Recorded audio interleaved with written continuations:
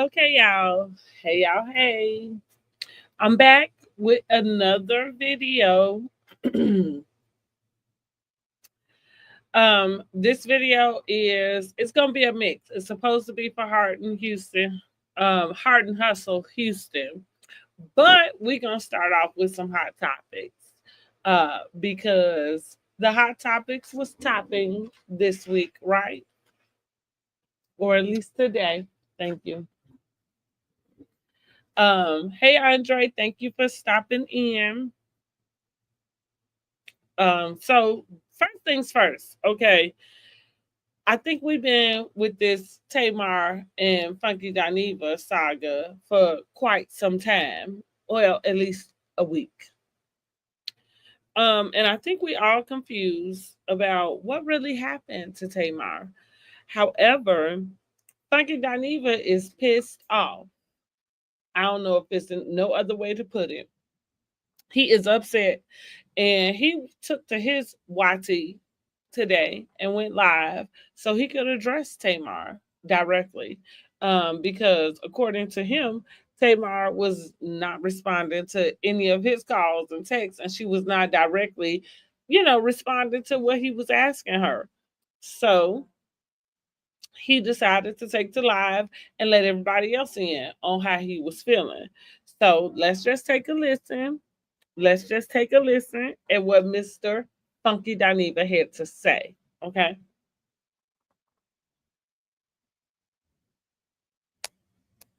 Oh, wait a minute. There we go. Here we go. Keep in mind, at the same time she posts, I almost died and is found in a pool of blood, she still texted me. Friend, oh my God, friend. I don't even know what happened. So I wrote back, wait, I'm confused. You went to bed and you woke up and 4 of your teeth was missing. No response to that. But then later, texted about every damn thing else under the sun. So I'm like, okay. As this thing starts growing more legs, I'm over here getting nervous, like, okay, like, girl, she gonna need to say something. Let me check in with her. Hey, girl, how you doing? Say, my girl, what the hell happened? Zero response. But you all in your Instagram stories posting cryptic messages and posting messages and whatnot, so you see your phone.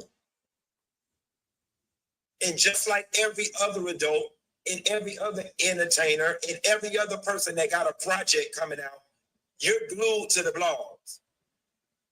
So you see, and because I know you and I know how much you dig in the comments and you concerned about what people say about you, you see what these people out here doing to me.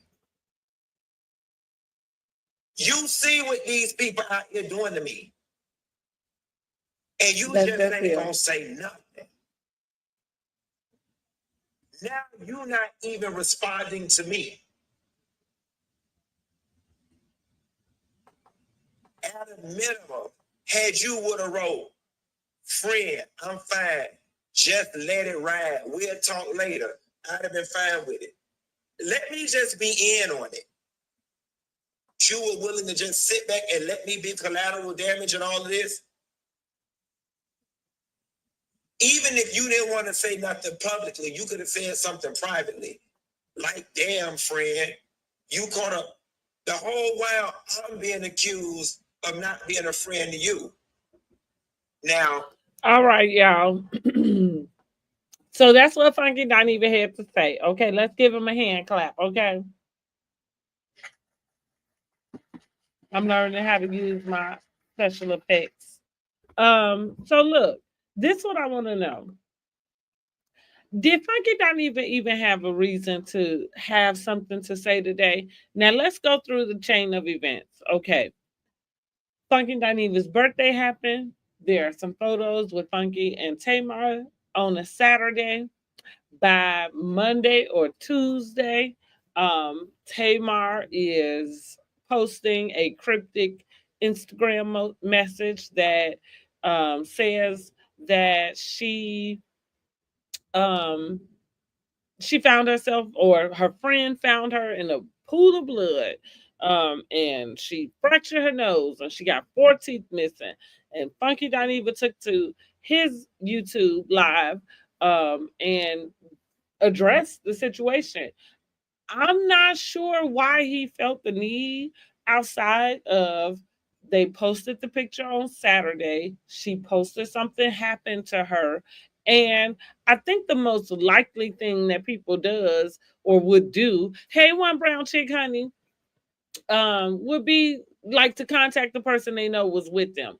So I'm understanding, hey cousin girl, hey cousin crew, I'm understanding that um that Funky kind of felt like, okay, he was being thrown under the bus. So he does his YouTube lives every night, and he felt like he needed to address it. Probably because he had a lot of people on his page asking him, hey, what happened? I think that's pretty reasonable, right?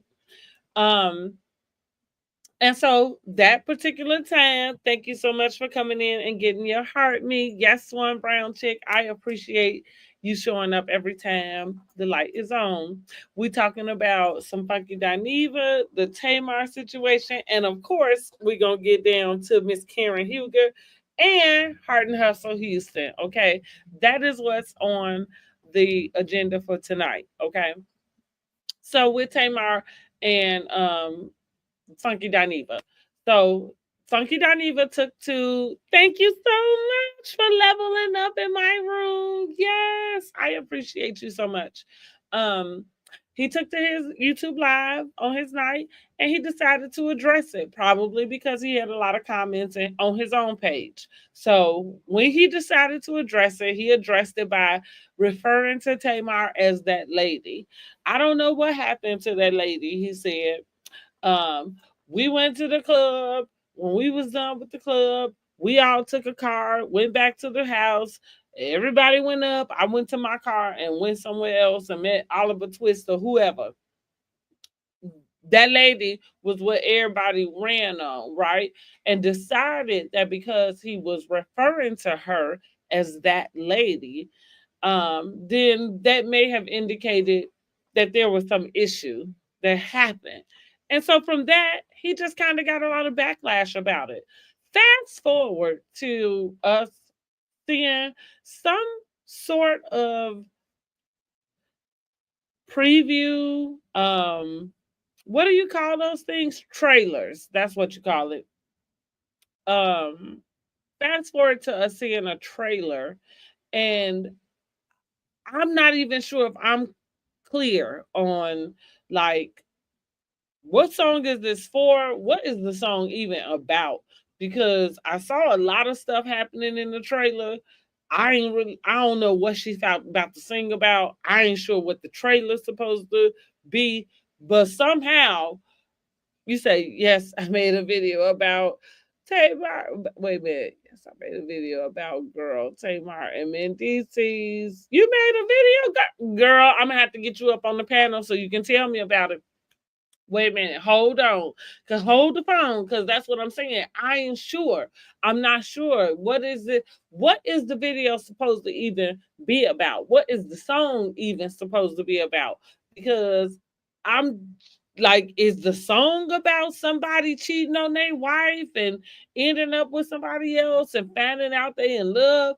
I don't know. Because all of it is questionable, right?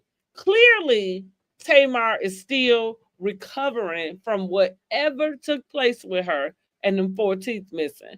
So I feel like her response to Funky Dineva today, which was, I think it was something like, I don't care what at Funky Dineva says, because she did at him in her story. And she says, you know, she loves him, but she's not sure how something she didn't say kind of made all of this fuss. I kind of agree with her about that. Thank you, one brown chick girl, for coming in, giving me those go populars. You know I'm trying to level up to C5. I appreciate you so much. We're gonna get on to some other stuff. Tell me, what do you think about this whole Funky Dineva Tamar situation? Like, what do y'all think in the chat over there on YT? Um, is Funky tripping? Did Funky put 20 on 10? I feel like he put 20 on 10. I feel like what he did Monday by addressing it, what the way he said it, his commentary, in my opinion, was true to form. I didn't take issue with him calling her that lady. I think I didn't take issue with that because I listen to him, I follow him. So I think I understand his terminology, right? I use the term that lady a lot. Usually that lady is cuz I'm talking too fast and I can't remember a person's name, right? And that means my mouth is running way faster than my mind is going. Now that might be a clue to slow down.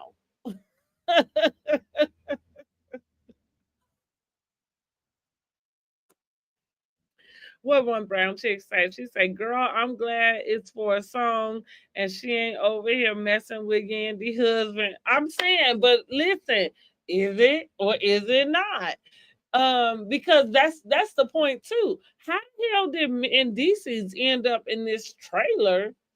And then at the same time, he has all of this questionable stuff going on with him and his wife, maybe not wife. Like, we still confused. And that's funny that I'm gonna say we still confused. We are still confused, right? We still confused about whether these two are married or not because Yandy did not clearly come out and state that she didn't send off the paperwork, but the fact we never saw a conversation happen between them after the fact. I don't remember one. Do you? I mean, I think I remember something that was slight, but nothing that really addressed whether they would make it legal or not. So at this point, I know that they had a renewal ceremony, but does that mean that there was something else turned in? So I don't know if that's his wife or not.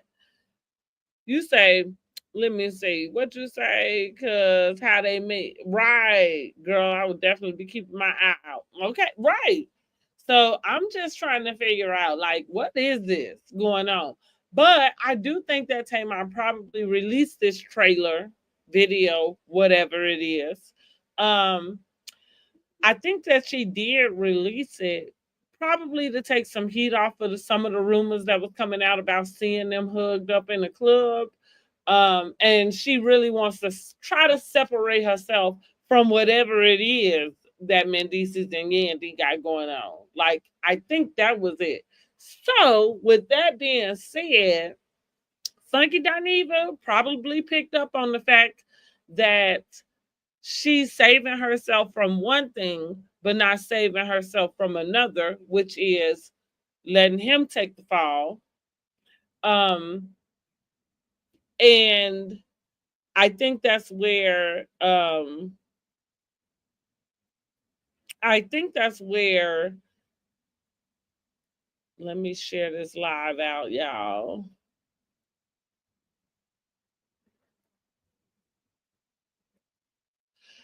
I think that's where Funky Dineva's all of his energy is coming from this live that he did. I think that's why he wants her to say something like, "Hey, the public thinks that I hear something to do with whatever's going on."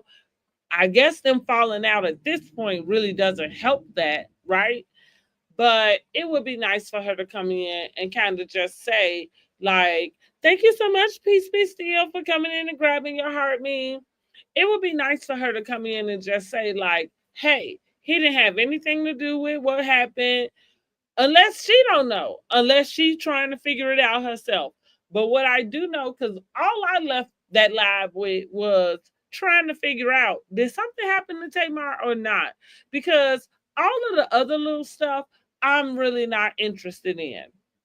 I think Tamar um, Tamar probably needs to do some self reflection about why all of her friends, thank you, why all of her friends are men, and why she doesn't have at least a few. Y'all know I love my core four, but I do think you probably need about four, maybe three good girlfriends, like every female, to get you through life.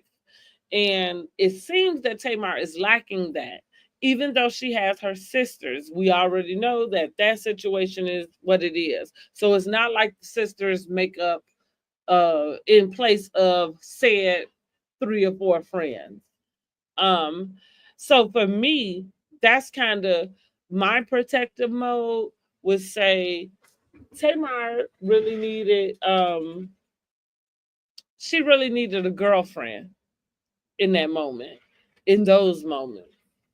And for her to not have one just really sucked.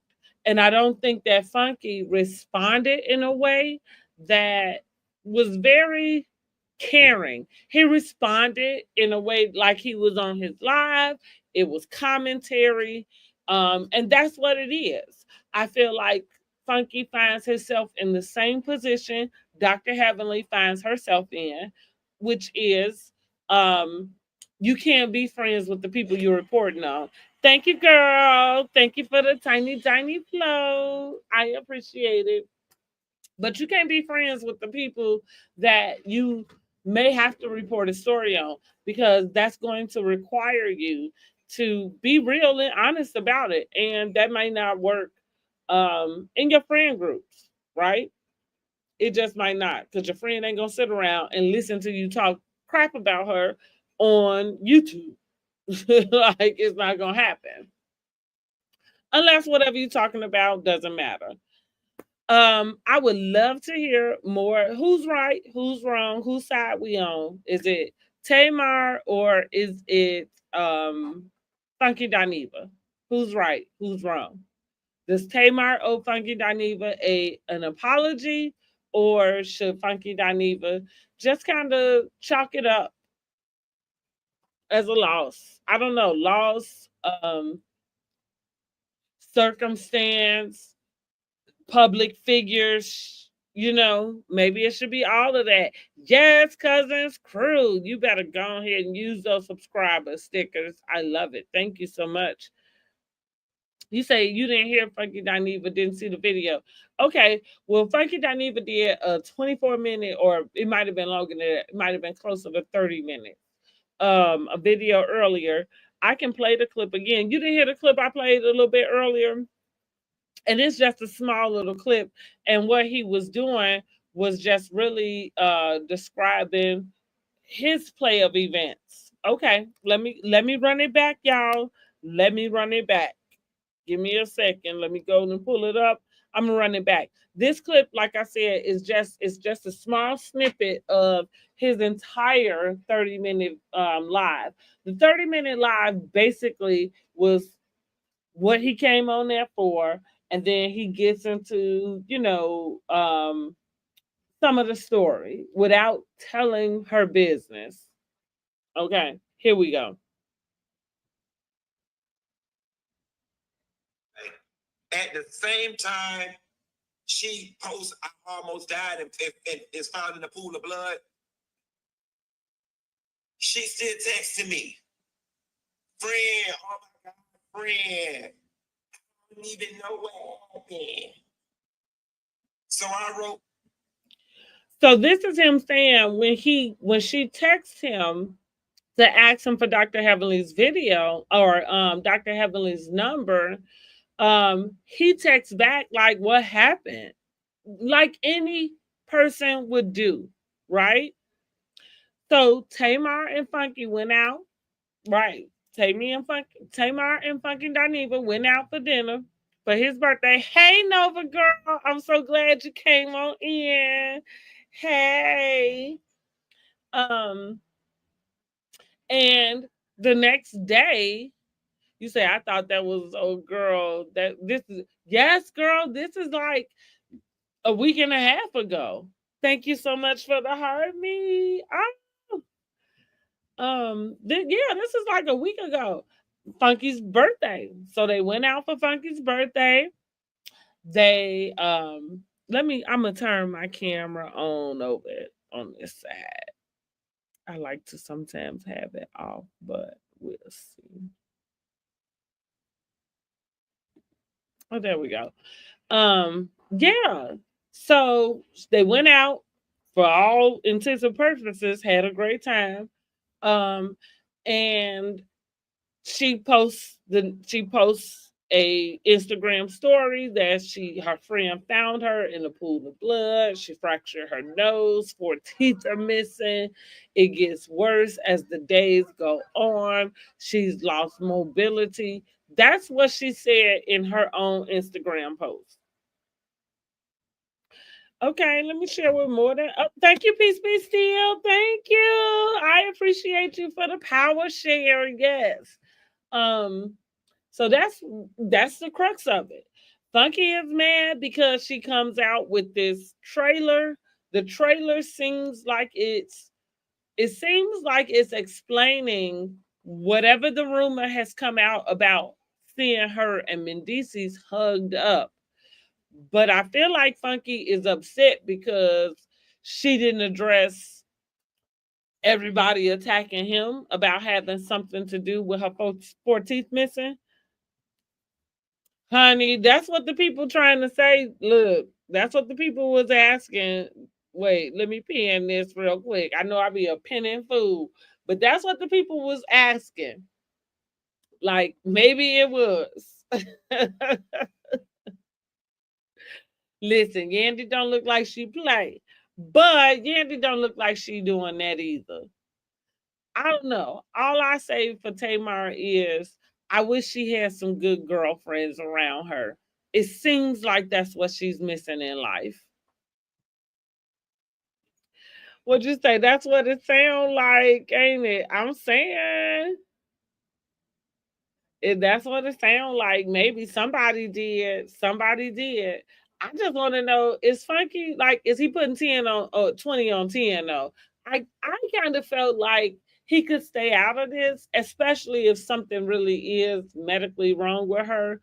It's a bit much for you to want her to apologize to you, basically for using him for collateral damage. He seems to feel like all of this is a publicity stunt, and he was used as a pawn. That is what he thinks. Um, and I don't know if I agree with him. I don't know. Tamar is a stunt queen, she is. And here's the thing. Here's the problem with Funky Dineva, in my opinion. I like Funky. I follow him for a long time. Um, you're a blogger. It is what it is. I remember the day that the reality stars really didn't think bloggers was real jobs. They didn't really give them a lot of respect. And while we do see that they intertwine today, like that's not the same today, right? Um, but I still think that underlying feeling is still there, which is like Funky did express. Um, Tamar said to her, like to him, "This is my career," as if he doesn't have one. Um, you know, but that's what it is. And I think Funky was too willing to name drop, to show his photos with the different celebrities that he had become friendly with, just in a sense to validate him, right? To validate his position in this pop culture like place. And now it's coming to bite you in the ass. You gotta take the good with the bad, just like the public figures or celebrities have to do. You gotta take the good with the bad. You say her mouth. That's what she wait. That's why she doesn't have those friends. Well, is it her mouth? Yeah, I guess you might be right. That can have a lot to do with it. Mm-hmm. Tamar is one. Uh-huh. And but honey, Funky Dineva, I guess they gonna go toe to toe. If all else fails, okay. But yes, girl, I did wanna start off by just addressing that, saying, like, is something wrong with Tamar or not? Because at this point, that's all I'm trying to get to the bottom to. I don't really want to get to the bottom of. I was not a part of the group that thought Funky had anything to do with what happened to Tamar. I do think it's a health issue, and I don't like for celebrities to use our heartstrings or heart means, shameless plug, um, like against the public. So it's kind of like if you're gonna tell it all, or don't say anything at all. So that's what I really want from Tamar. Let us know what is happening, um, so we can all understand. Yeah, and I feel like maybe Funky feel the same because he feels like he's not in the loop. He feel right. If you're gonna tell it all. Thank you so much for the go populars. I appreciate that. I appreciate that so much. One brown chick, you know what to do. Now, moving right along, we're gonna get to our next subject, which is oh, Real Housewives of Potomac, y'all. Real Housewives of Potomac. Y'all know that Karen Huger has been laid up in somebody's damn prison. Okay, no, we got some news about Karen Huger. And Karen Huger is coming home September 2nd, y'all. Karen Huger got early release and they are letting her out on September the 2nd. So here's what I am gonna say. They filming, they're not back yet, but they filming. And here's hoping that Karen is able to, yes, early release. Because that wasn't in September when she got locked up. It ain't been a year yet, so it's early. Cause she had 2 years, 1 year suspended. But she's gotten. I mean, it might be 60 days, it might be 90 days. Like as a matter of fact, that was like February or something when she got sentenced. And remember, honey, they took her right back. They took her right back, honey. They was not playing with Miss Karen Huger. Um, But Karen is getting out. She coming home, and I can only imagine that that she gonna join Real Housewives of Potomac because they are currently filming. And here's the thing. Listen, what I do we like the fact that they didn't decide to wait for Karen because they waited for Teresa Giudice. They waited. Teresa Giudice went to prison, and they waited for her. As a matter of fact, Teresa spent all 99 days, 101 days, whatever it was, 366 days. It was a year and like a day or something. But whatever it was, they waited on her. And so I find it a little questionable. Now, not to say that I don't understand why they did wait on Teresa when it came to Housewives of New Jersey, but they didn't wait on Karen. However, look at God, honey, because Karen out right in time and probably gonna save that whole show, the whole season. Cause not for nothing, we ain't heard nothing buzzing about whatever they've been over there in Potomac filming. Okay.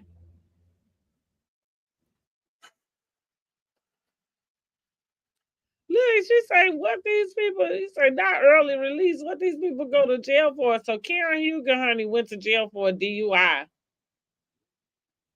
And it was it like her fourth one or something? She had had a few. Um, and the honey baby is 60. She is in her 60s. It was sad because the whole time they've been trying to peg her on the show as an alcoholic, and she's been denying it. But I don't know how much you can deny with a whole DUI under your belt and had to do jail time. That's a lot, honey. That's a lot. But I'm just happy that she is coming home. Yes, I'm just happy that she is coming home. You said with film, Miss Nova. Let me see. Y'all want to come up on the stage? You know, you come on up. Invite yourself, honey, so we can talk about it. Tell me what y'all talking about in person. You know what? It don't matter. I'm just gonna invite y'all up. I'm just gonna invite everybody up. There we go. Hey girls. Hey. So look, what y'all got to say about Miss Karen Hugo or Funky Dineva?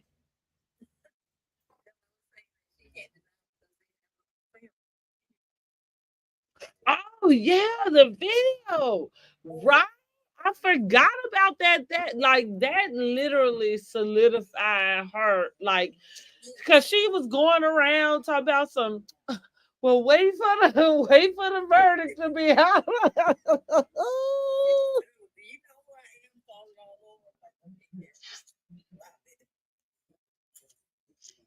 Y'all, and I'm so lost. I gotta wait till y'all talk about shows I know about, but I know they easily just jump into. That's why I'll be like, what? Because I could just sit there and just like, not until you I had it. And at 60 at that, honey, she's supposed. So let me give you some more. That is the grand dame, okay?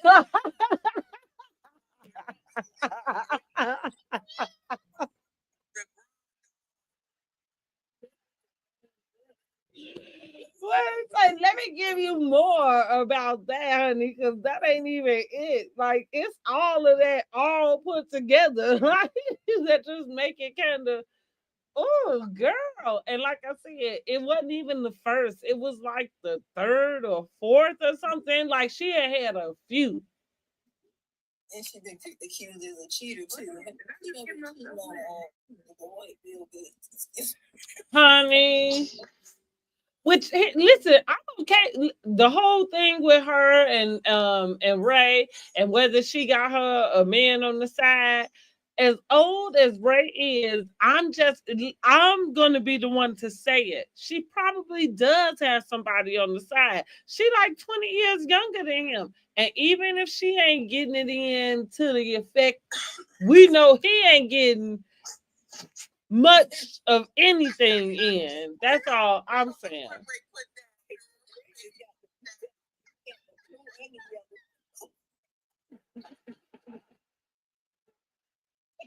The blue and the yellow pills.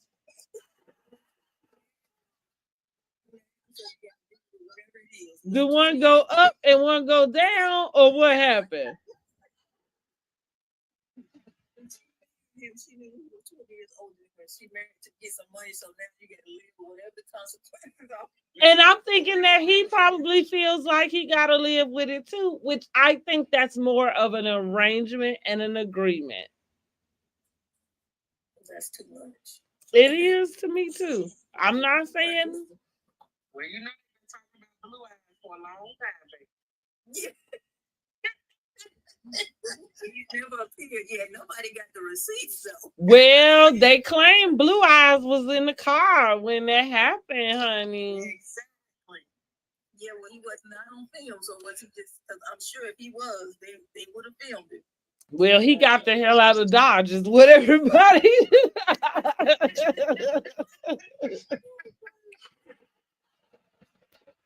Yes, honey. Look at Peace Be Still down there using the subscriber stickers. I appreciate it so much. So yeah, honey, we'll see. I'm just glad that she getting out because I was worried about her up in that prison, but I think reports say she was running the prison, so she grand doming something, honey. Like The, the Christmas early, so she deserved to get out too. yeah, I mean, hey, it was only a DUI, and maybe she done learned her lesson. Here's hoping. That's all. Ray usually take her around everywhere anyway. That's why it was interesting that they came up with somebody else was in the car, because the way in the video it was like she was describing somebody running off. She told Ray the people that he had hired had left. You say people still say, "Oh my God, those are so cute." Oh, thank you. But you know what? She was a mean girl this last season, I think.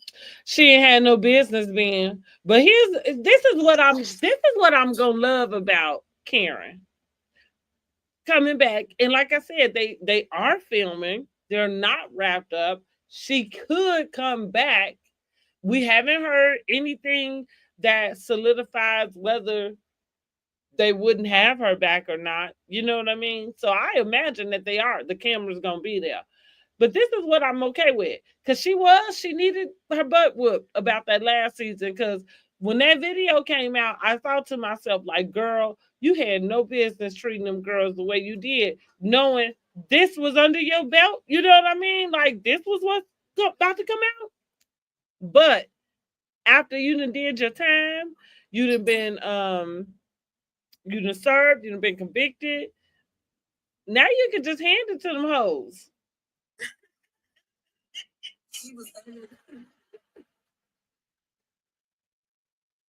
What they got on her now?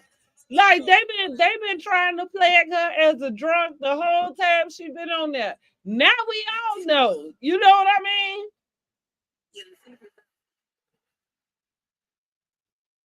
Hello, Arkansas. Hey girl, hey, come on up. It's gonna be an interesting season.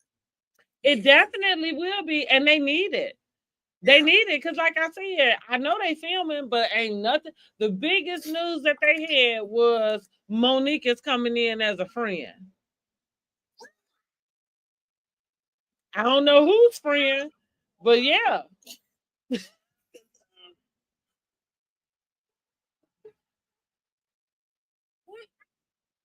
Maybe she's coming in as what's the woman's name?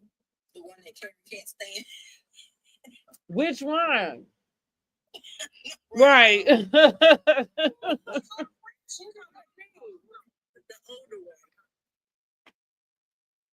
That they were good friends at one time, but Karen can't. You mean Sharice? But I thought Monique and Sharice fell out because Sharice had been seen around with Chris. So I don't think Monique and Sharice are friends. You know, Chris just pops up. His name just pops up randomly all the time. Well, right. That's as random as it get, right? Hanging out with Sharice. After they got a divorce, because it's been after the divorce and all of that. So I don't. That's why I say I don't know whose friend she coming in as, but that's what they. And she confirmed it herself though that she is filming with them as a friend to the show.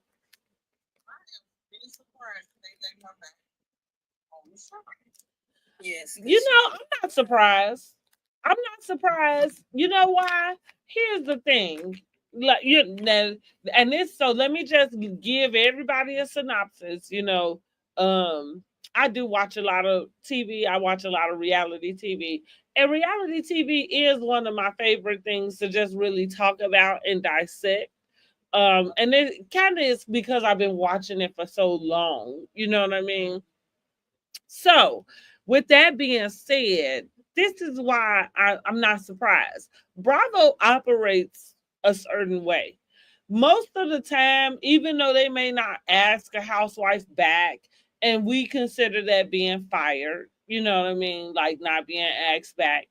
And but what we know is most of the time they just putting people on ice.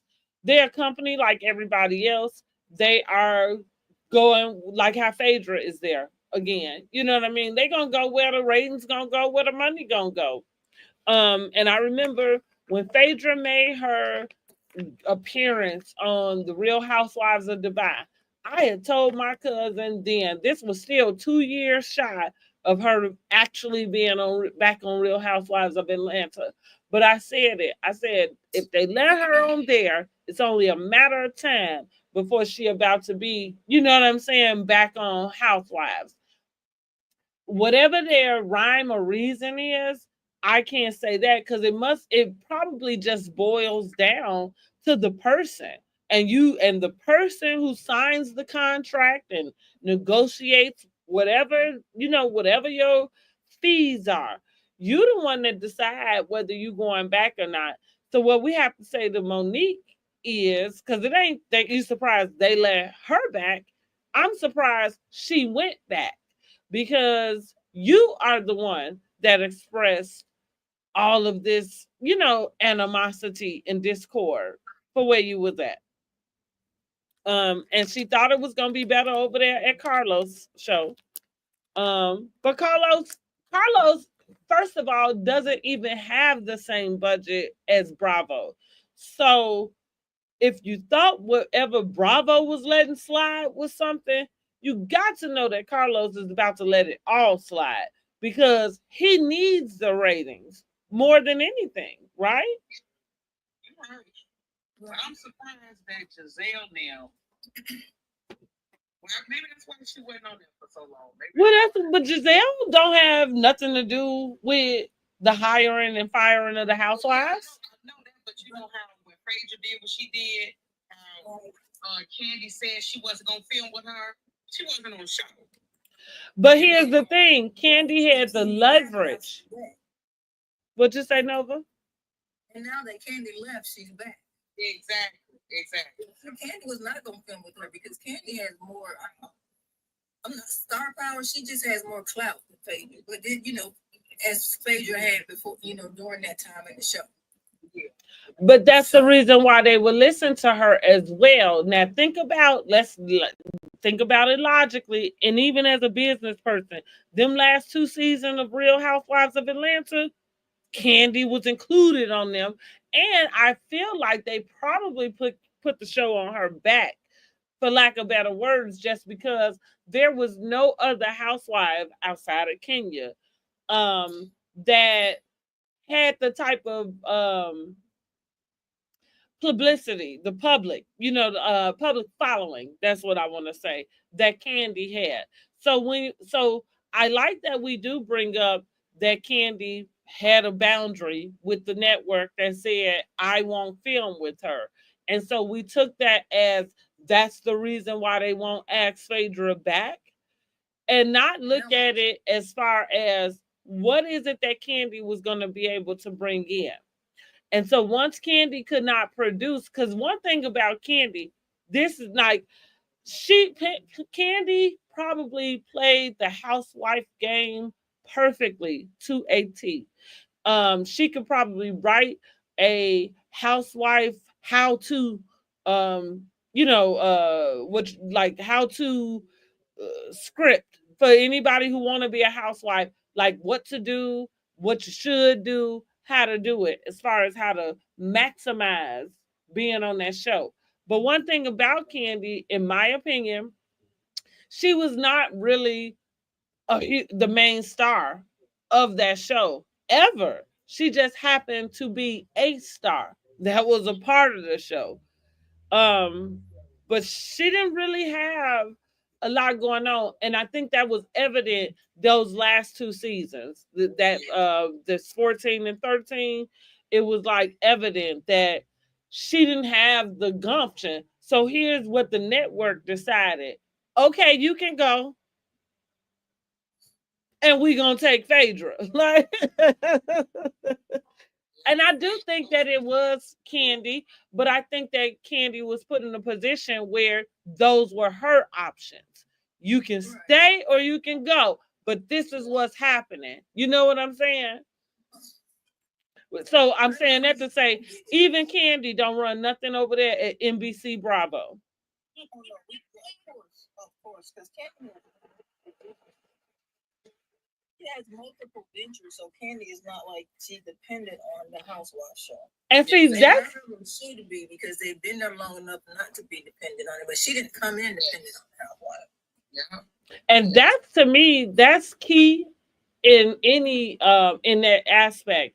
I give Akeisha her props about leaving Bill Collective for that same reason, in a sense of when it doesn't work for you, it's one thing to sit up on a show and continue to complain about what doesn't work for you, but it's a whole nother thing to make it plain and simple, and plain and simple is, if they don't pay your bills, then move around, because this is their show. You know what I mean? And they get to do what they want with it. That's what I say about Tisha. Like, I don't like that Tisha is recapping shows now. I don't think that's her place or her lane. But I do, what's funny is what makes me able to recap a show. Well, because I watch it, first of all, but the second thing is, I'm not a character on the show trying to explain everything you didn't see. And I think that hmm, hmm, They do that, like on Married to Medicine. All of them, they do the recaps. What was it? Kenya, Candy, all of them do. No, they don't all do it. It's only Heavenly from Married to Medicine that does it. Now, Sweet Tea started doing it because Sweet Tea she needs some extra income. But no, most of them don't. And I feel like most of them don't, because they do understand that it is a show. And whatever happens, it happens. And the reunion is where you come back and, like, sort all the stuff that happened on the season. Here's the other part, because we already know, like, Housewives is over 20 years in the game. We already know that the way that they film you and what we actually see when editing comes, like, words are misconstrued. We know that if we don't see you say it, that you may not have said it in that scene. That they may have taken a sound bite from one other conversation and put it in a scene just to make the scene whatever they want to make the scene, right? That's in the contract. That's why that girl Brittany suing the network for defamation is a joke. That's the reason why they have you sign it, is because you can't sue them for defamation. It's literally written out that we can make a false claim. Your castmates can lie on you. They do all. Hey, cousin Screw. Hey, Miss Dogan. I'm so glad that you're back and I caught you. That's over there on that white tea girl. I had to let y'all know. So I'm saying, like, you have to know what you signed up for. And at the moment that you feel like you are having to explain the things that we didn't see, then you shouldn't be on this television as an actress or as a reality star. Because here's the thing, they one and the same. We don't get, like, nobody. Sometimes, and I look at them, sometimes we get the behind the scenes for certain movies that we watch, right? You get, how did they make that? How did they do that? Right, the interesting stuff, like Star Wars. How did they make you feel like you was out of space? But it's not the, like, well, why did Luke Skywalker not know who his father was? You know what I mean? Like, duh, that's part of the story. So we don't really need you to come in and fill in the blanks. And that's what I mean with her. Like, the story is the story. And I think that you can let everybody else figure out what they figure out on their own.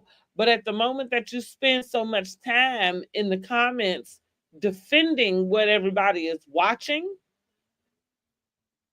that's an indicator that you probably are, this is not a good fit for you. Because I feel like you should just let it be and deal with, go to the reunion, deal with your castmates on the reunion, and move on. I don't think she should be answering questions to the public. So I wonder, is it true that Shamia's not coming back? I'm still trying to figure that out. So Miss Dogan over on YT says, I like that Portia had her YouTube and talked about her life, but not the show. Right. I agree with that. So what we was talking about, Miss Nova, you mentioned that they all do it. And it's kind of like, no, they all have YouTubes, but they don't all recap their shows. No, I didn't mean it in that manner. Oh. Like there were some on each of the shows that actually do that. Okay. That's what I was kind of referring to. Yeah. I know they don't all collectively do it, but there's some that do it. On each of the shows, you have somebody, but on not Married to Medicine, but on Potomac Housewives, what you have with them is like a back and forth. A lot of times, somebody will say something on the internet, and somebody will have to try to come and defend it and all that stuff. Which I think, when you start, like you said, start having to defend it, even on the internet, if they would just let somebody just say something and just let it fall to the ground, I don't think it'd be as have to do so much damage control, because they're if they're gonna be lying, it's let them lie.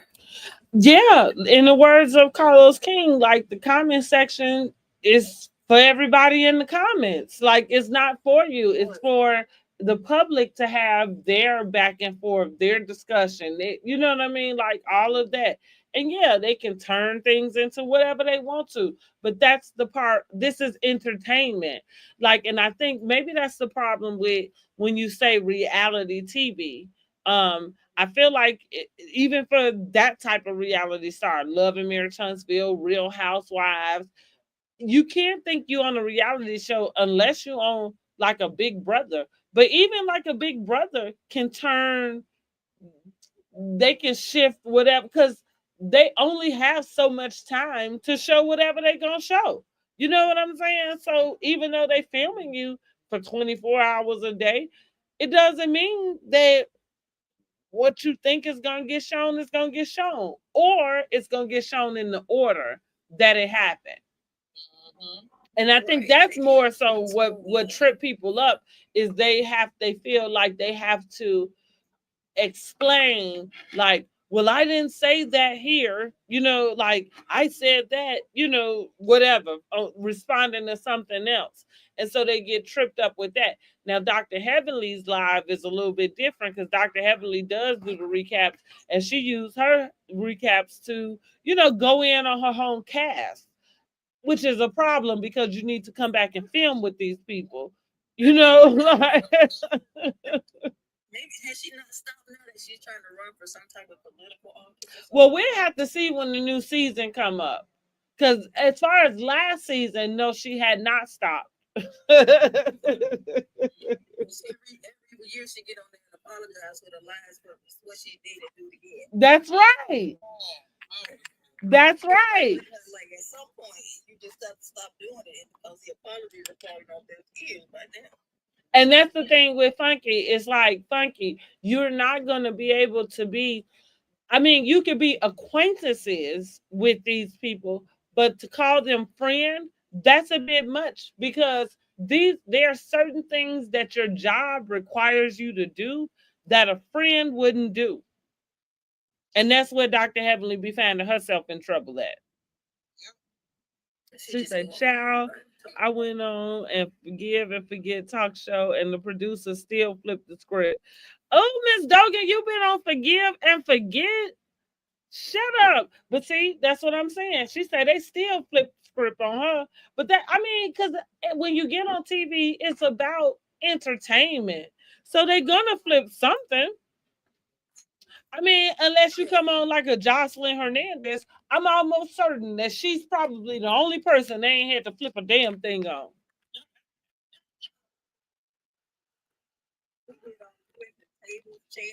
That's what I'm saying. Like, they ain't had to flip nothing on her because she gave it all to them. But that's the other part too, is that people don't want to realize whatever it is that they're using, you gave it to them. Drama sales, honey. Yeah, whatever it is they're using, you gave it to them. Go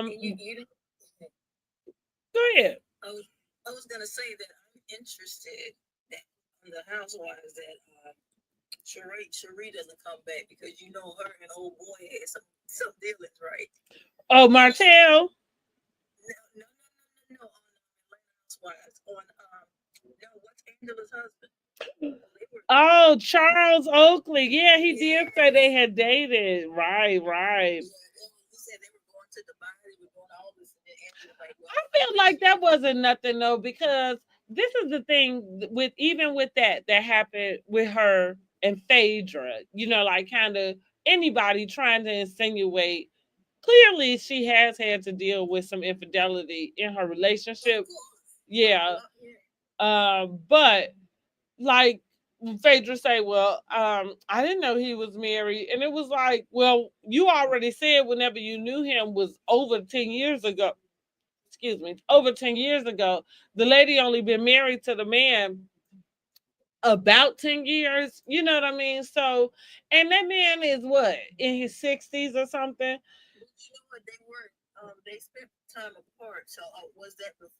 Haven't they been married longer than that? Just 10 years? No, it. I think if I'm not, if I'm, and I might be rounding it up, but she did. She kind of said that she had met him, so they met each other. They didn't necessarily start dating until till the. I don't know how long they were apart from each other, but then when they kind of reconnected is when they started back dating, and and I mean it's yeah. I think they've been married 10 years. Okay. But that, like I say, so some of that. Listen, Sheree has bad luck with men, so yeah. The Miss Dogan says Heavenly been real quiet. She loves it. She say I love it. LOL. She should stay on mute. I think we are all hoping that Miss Heavenly stays on mute, and right, unless she get known to kind of tell us more about what she doing with that, what that means, what they look like, and if the people of Georgia need to make sure they vote for her, because I'm not really sure how that go either.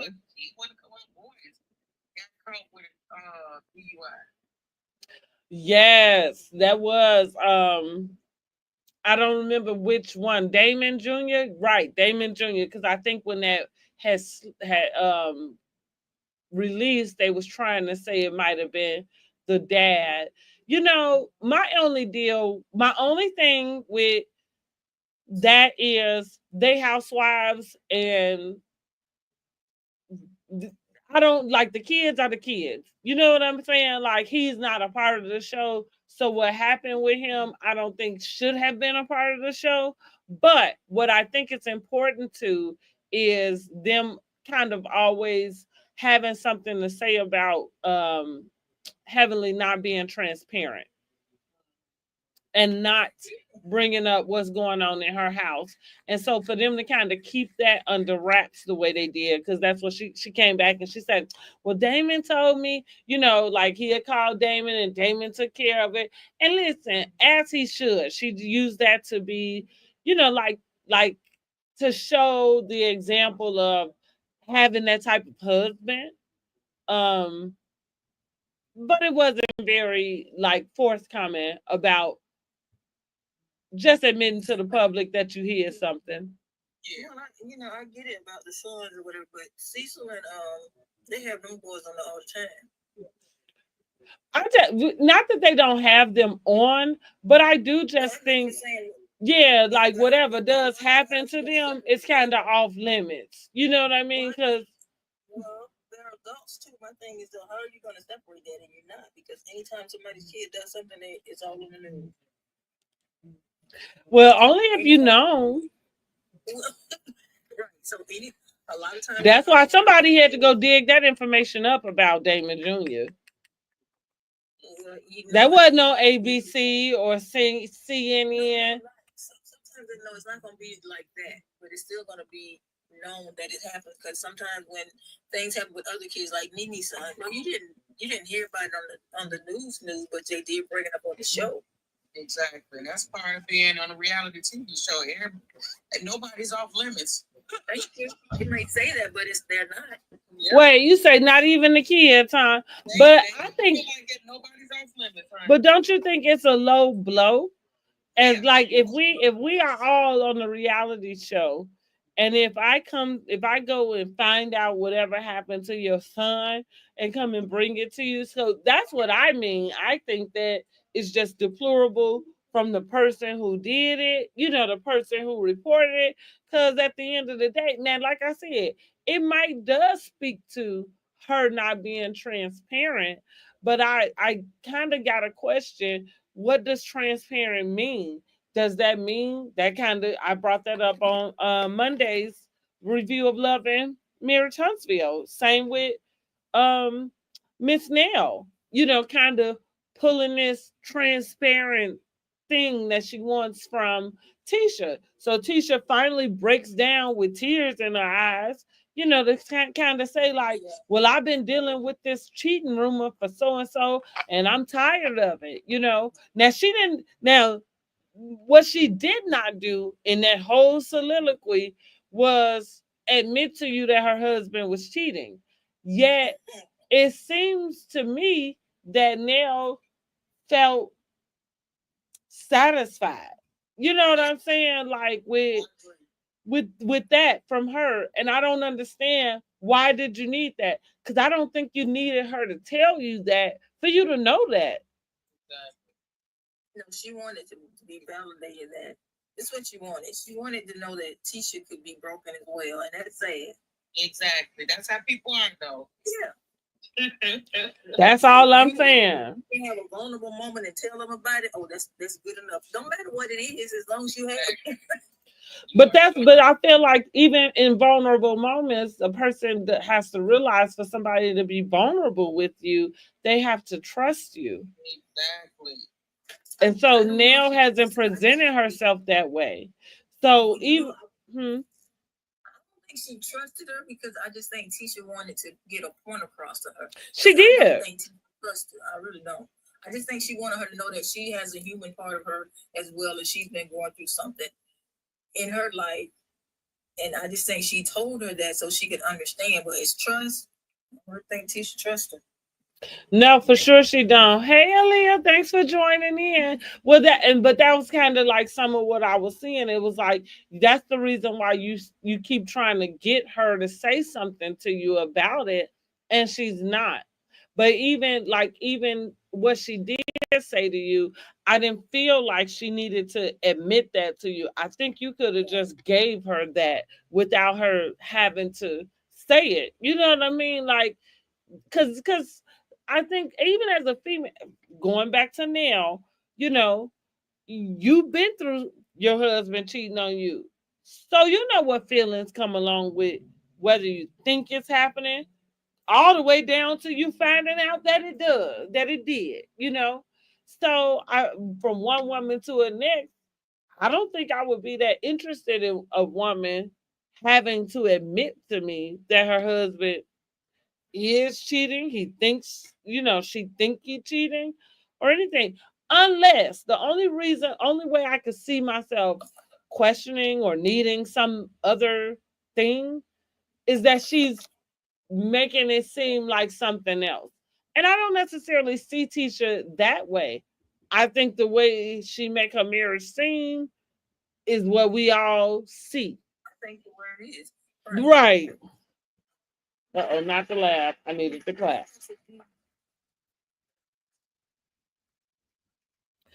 Now to be the quote unquote mentor, she would have said, you know what? Let me just say this. I've heard a lot of things about your husband, and I don't, I'm not saying if they're true or not, but I understand how you would feel going through that, even though if it's true or if it isn't. As a mentor, you would say something like that. I agree. Have her coming to you, pouring out her heart, because that makes you feel validated about what you have. It was like reverse for me. I agree with that. I agree. That was for her to be representative of a mentor, and you got really pissed off that these girls didn't see you that way. But I see why they didn't see you that way, because what are you mentoring? Like, you mentoring women on how to stay with their cheating husbands, and so that's what you like. That's what you need.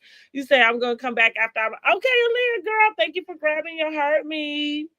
No problem, honey. So I agree with that.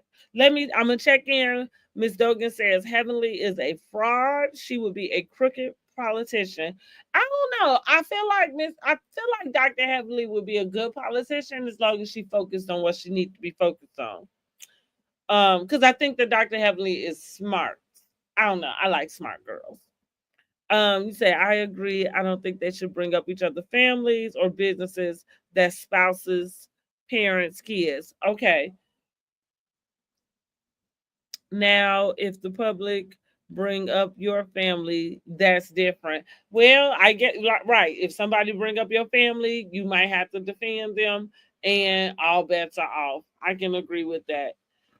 So listen, we're gonna get into the Heart and Hustle Houston. Now I have to tell y'all, I did watch the latest episode, episode 4. But I did not take any notes because I haven't had a chance to actually rewatch it. But I wanted to make sure I got on my live and still showed up anyway. I'm not gonna lie, sometimes those are the reasons why I might push something off, is because like, oh, I didn't get prepared. You know what I mean? And it's like, okay, well, since I'm not prepared to do it, I'm just not gonna do it. But I'm trying to get out of that. I need to start showing up anyway. And so let's just start off. What we're gonna do with this is, Heart and Hustle Houston has had 4 episodes. They come on Saturday nights after Love and Marriage Huntsville. It's about 5 or 6 ladies in the Houston area. They are all entrepreneurs in their own way. They have different family scenarios, much like Housewives and a lot of the other shows that we watch. How are we liking those? Have you guys had a chance to watch that yet? I didn't watch the last episode. Okay, but you have watched it in general. Yes, I have. How you like it? I like it, but you find out people are really messy. Well, the mess gotta come on a reality show. That's one. I don't. The only thing we gonna ever get that's mess free is, like, come and redo my room or something. What's the old show on TLC? I was watching this show on Hulu earlier, y'all. It was called The Dark Side of the 2000s, and the very first episode was about John and Kate plus 8.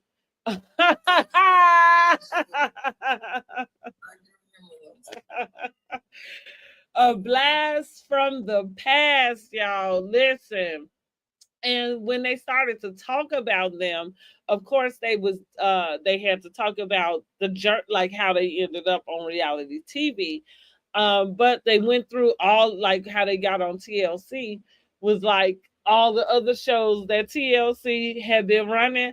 And girl, all I could do was laugh at myself because probably every single bit of programming that TLC had on, I was freaking watching. Okay. The only thing I did not watch was when they started to get off into a little bit of what I thought was like outlandish.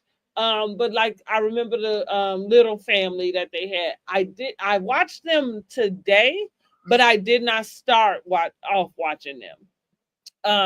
But everything else, the baby story, I was watching those while I was pregnant with my kids. The baby story, girl, the wedding story, say yes to the dress, 4 weddings, like what was the show where they had to decorate and remodel each other's house? That was a big one. It was like Neighbors. Y'all don't remember that? Oh God, I wanted to Trading Spaces. That's what it was called. Trading Spaces. I love that show. Yeah, that's why I'm like, I had to think of the name, honey. That show had everybody in the chokehold. Thank you. But yeah, Trading Spaces. So it was I just laughed at myself when they did that little mirage of different shows and stuff, because I said, yeah, and I was sitting up watching each and every one of them, including John and Kate plus 8. I watched them until the bitter end, honey, the bitter end.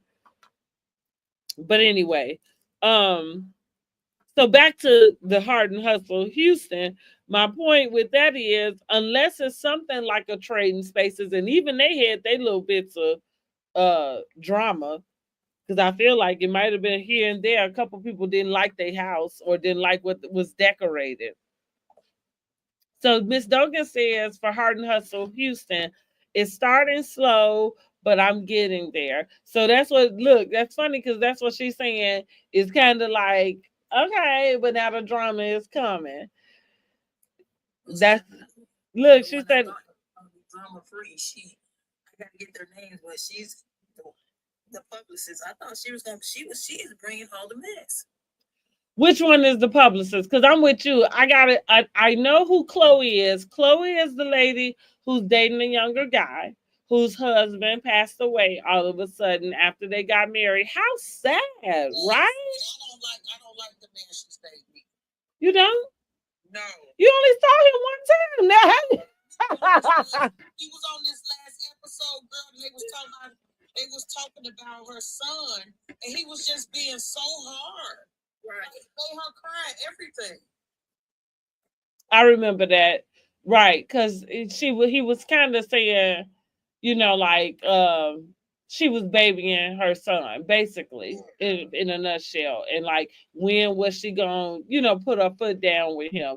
Now, what I can agree with is I can't. This is the reason why I wouldn't date anybody that is that age. I could never imagine having a serious conversation about my boys with somebody who is 3 years older than them. Yeah.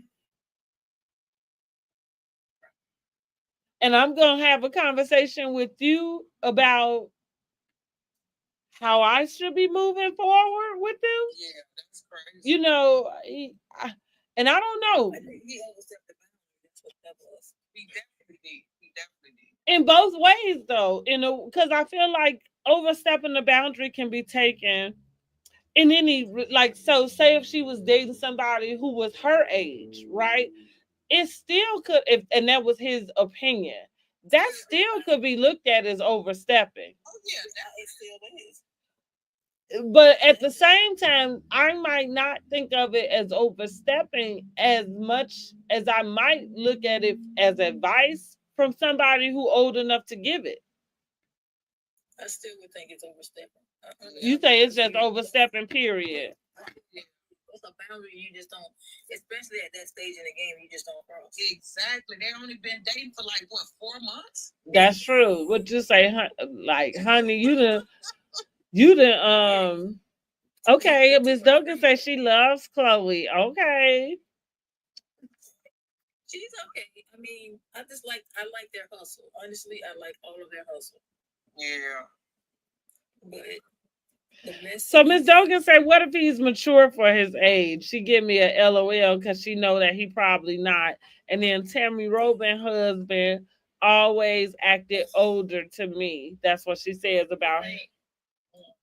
But you know what? I don't imagine that he's given.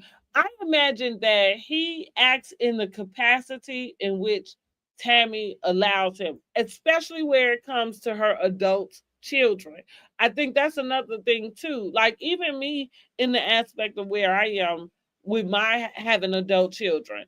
My children don't necessarily have to like the person that I date. Like, because they're not kids. You know what I'm saying? They're adults. And so I would want them to like that person. I would want them to get along, effectively. But what I mean is like if I'm having an issue with my boys, I definitely would want somebody who, if I needed somebody to chime in, like I said, I don't think I could respect that person's opinion. I just don't. And I don't know how mature you got to be for me to be able to take parenting advice from you. I think you might have to have kids. I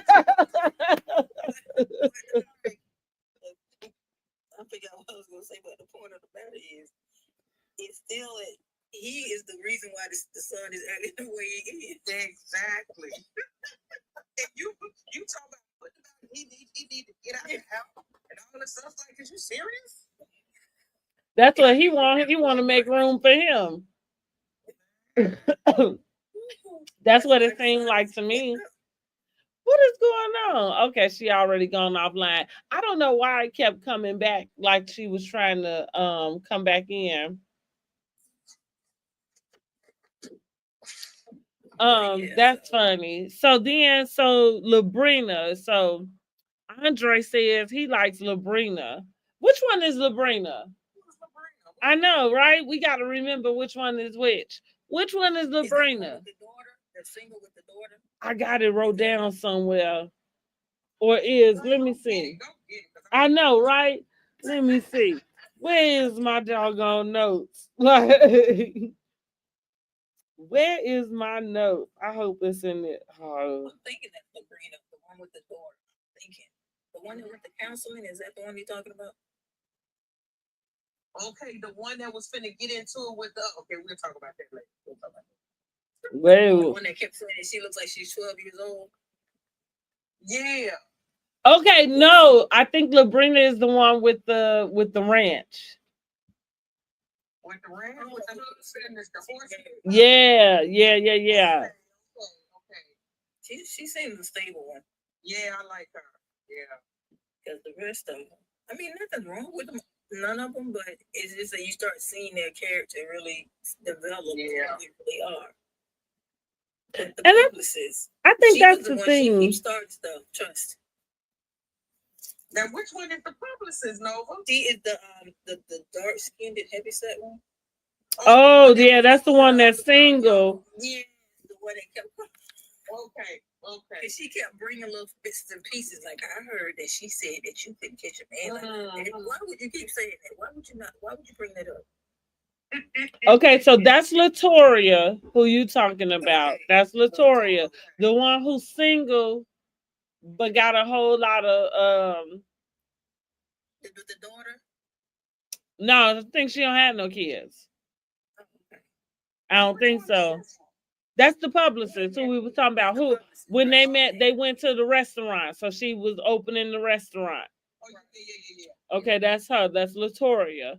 Labrina is the now. Let me see. Yep. So Labrina is the lady with the ranch and the husband and all of that. What she say? Latina is the thick one, right? Lord, no, she the one. I don't know. She the one that seemed to be the most well off. Or she the one that seemed to be able to be a stay-at-home mom. Let me just put that there. Because you talking about the one that has the one that's the content creator? The one with the ranch. Oh, okay, gotcha. Because the one with the content creator, now that's the one who look young, and that's Manira, because she's an engineer. Yeah, she's part yeah. Her mom is beautiful. Yes, well, let me give Miss Manira her props real quick. Because I am here for the electrical engineer. I just kind of hate it that she happened to be a content creator today. Like, I just wish that still would have been her job. But speaking of being a content creator, since I happen to be on my own content creation journey, what I felt, this was stuck to me about her being an electrical engineer and then turning to be a content creator. The smarts that it takes to be a content creator, because only somebody who is analytical in the way, because clearly she's successful at it, like she's not doing something that she's like still trying to do. And I'm gonna tell you this about Mary Kay. Gloria Mayfield Banks was one of the top Black directors in Mary Kay, had been there for years, but she held like a master's in marketing in in business. And my point with that is sometimes we do use these multi-level marketing things and even content creating to get everybody, the masses, right, into believing that it's something that we all can do. And it is. Don't get me wrong. But what I am going to say is we neglect the fact of just what it takes as far as strategy and like knowledge to know how to get beyond the thing, that keeps you from just kind of below level and then going to the next level. Because, like I say, for her to be able to quit a job like that and turn it and be a content creator, like, girl, you had to know how to really kind of flip that money, or flip it, like twofold, really, because we still out here trying to figure it out, girl. She definitely must have brand deals and Honey. And what she said was she was a content creator and an engineer for like 10 years. She was doing it simultaneously for a long time. Mm-hmm. Okay. Yeah, The one she with the does cheating stuff on husband many of all of them. is Chloe. That's the one with the cheating husband. Now, she ain't admitted that he cheating yet, but we all see the writing on the wall. Okay, so Chloe is one with the cheating husband. Oh, no, I'm lying, not Chloe. Ooh, Chloe is the one that's. Oh, I lied. Elena. Elena is the one with the cheating husband. What she did at the time. I didn't either. Cause how you gonna shake that girl because she say she look young? You don't. Like, Yeah, I didn't like that either. And here's the thing. I was okay. I felt like it was a better way to have that conversation because I felt where she was coming from. Now, Manira, I had to say the same thing. That girl, you might be 4'11" or something.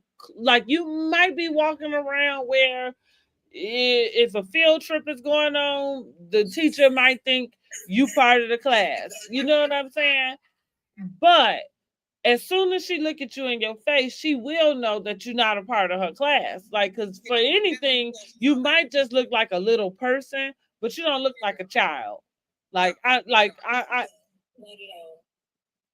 so I was, I understood why Elena did that, but I did think it was mean, it was. and I didn't like the spirit in which it felt delivered.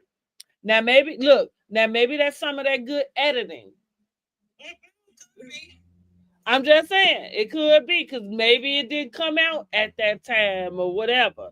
But it did look very mean, girl. And I thought to myself in the moment, I thought you got a lot of nerve while you sitting up there trying to hold on to whatever damn secret you got about your husband. Okay.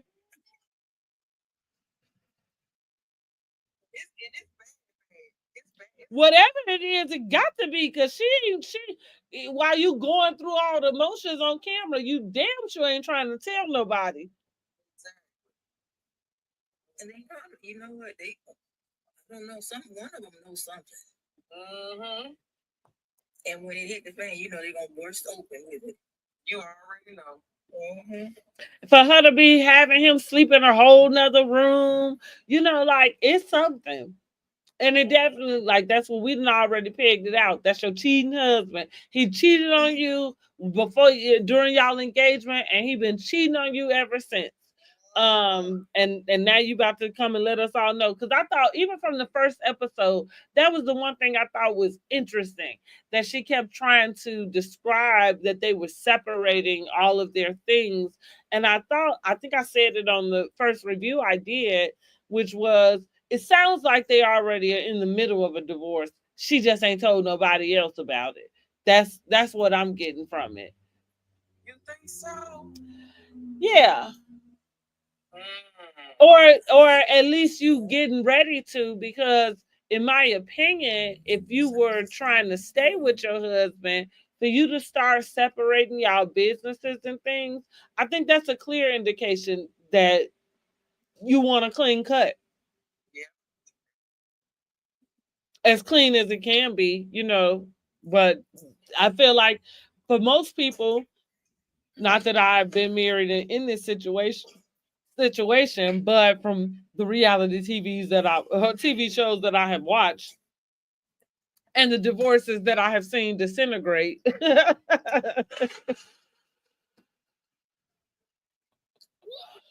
Or marriages, what I will say is, I think that's the hardest part is when you have your businesses and things all wrapped up. Like Mel, that's why Martell was so devastated because Mel dissolved that. No looking back. She didn't give a damn. Like, I will start a new one. Like that.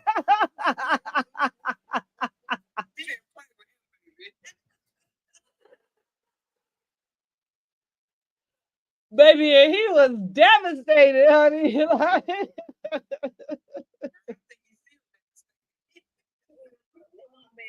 He just don't know how to say it. He almost said it, but he just over there just pretending like the other woman like this. He don't. honey, but Mel said dissolve. Like, well, what you want to do with that? Dissolve. Like, she like dissolve all of this shit.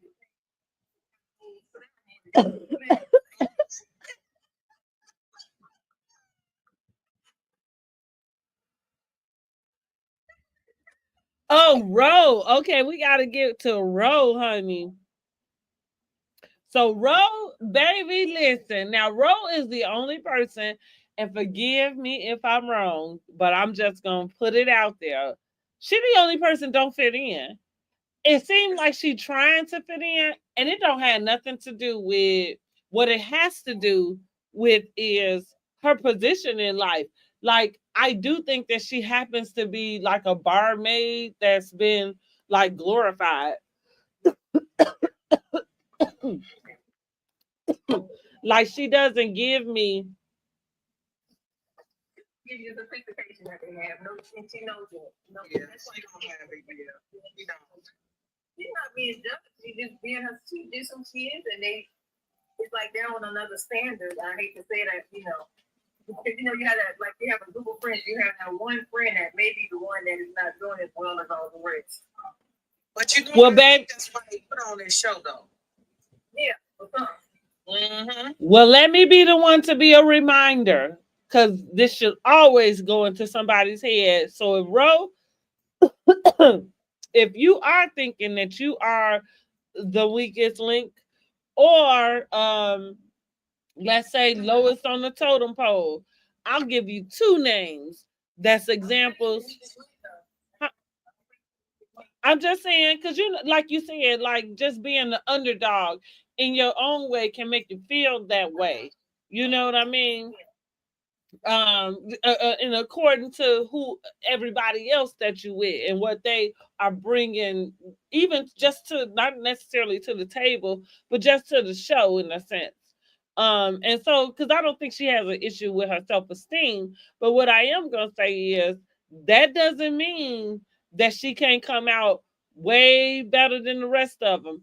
And I'm gonna let Bethany Frankel and Nene Leakes be the ones to be the example for that. Bethany Frankel even more than Nene Leakes because Bethany Frankel started off with those girls in New York, honey. And she damn sure didn't have what they had. I'm saying, and she damn sure, and you know, and I think that Bethany Frankel, I talk about her when I get a chance to, because that story, if anybody needs any type of inspiration, go watch her on them first couple seasons and go see how she went from you like I say lowest on the totem pole, honey. Hold on, y'all. To where she came back and she had more money than all of them combined, including whatever Bravo was giving them. Okay. Including. She sold it to Jim Beam. But it happened in the mid. It happened her third season on Housewives. And it happened also in the midst of her other housewives making fun of her.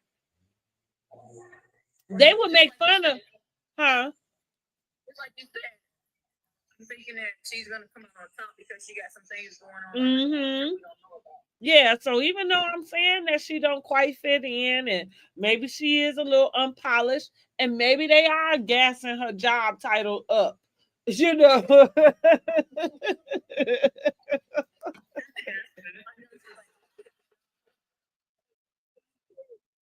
If she gonna quit and go to her dream or what she wanted to do. All I'm saying is that don't mean a thing, because baby, next thing we know, she could be opening up her own doggone lounge, and it'd be the hottest thing, happening. So, and like I say, even for Nene, I use Nene as that type of example too, just because I feel like if it wasn't for Nene opening doors for reality stars to be actual actresses, then a lot of the opportunities that the reality stars see today, they would not have seen it if it hadn't been for Nene. Because there was a time, like going back to blogger, going back to even Dr. Heavenly, because that's what's so funny to me about seeing her on YouTube is there was a time when you dogged out the people who was on YouTube talking about the shows, and now here you go. Here you are. And same thing with actresses and different shows and stuff wanting to have reality shows be included. There was a time when they looked down on them. I mean, they still might do, but I'm saying that the doors have opened.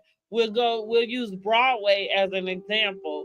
Um, Before Nene, they probably would never have had a reality show, star person come and be on the Broadway stage. Just they barely get regular actresses to do it. You know what I mean? Like it feels like that is a space that is only for the trained. And so I feel like they have single-handedly opened doors. Now Bethany does I give her the props because Bethany took her brand and, like I said, it became not just a millionaire, but like a multi-millionaire. That's like I said. Hmm. She did not play with it. She did not play with it, honey. She did not play with it. And like I said, and we single handedly watched that happen on that television show.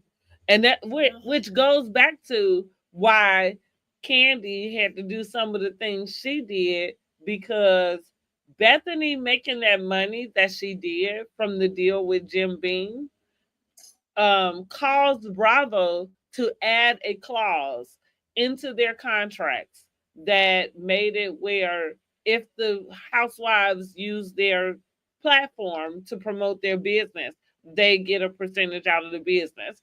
That wasn't there when Bethany made her money. Of course it wasn't, because nobody expected that to happen. But you know what? I think that cause is very infringing simply because they're on the platform. Of course, their business is gonna take off. So I think it infringes on my right to be on a show, and then my right to also have a business that flourishes. I don't think so at all, though. You know what I think? I think it's okay, and I think that no housewife should have a problem with it, because the next thing, and Candy Birds is the example for this. Candy was who she was before coming on Housewives, right? We most of us knew who she was.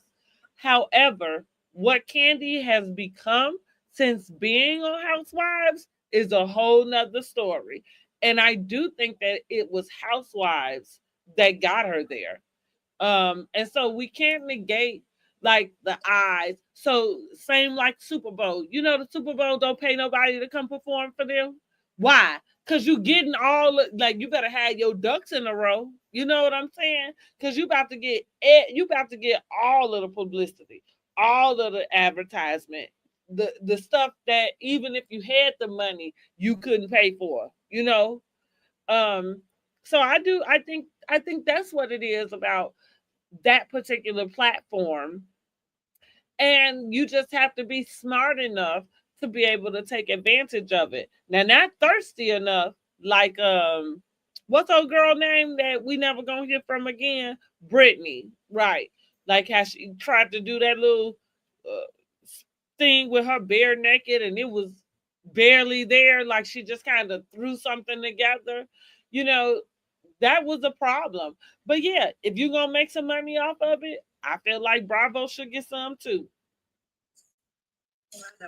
You say that's not fair.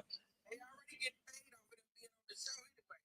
But I think, but this is the problem. That's part of why you gonna sign up for it. You know, most reality shows people don't get paid for. Yeah, because why? Like generally, the reason why you gonna sign up for most of it, any of it, is either for whatever the prize is, and that just put a show in the blank. You know what I mean? Whatever the prize is. The other thing is, like if it's a housewife, you're showing that's the prize. It's the notoriety.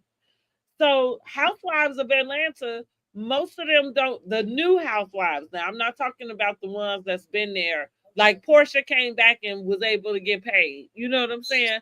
But like Drew, it was this was probably the first season that Drew actually collected a check.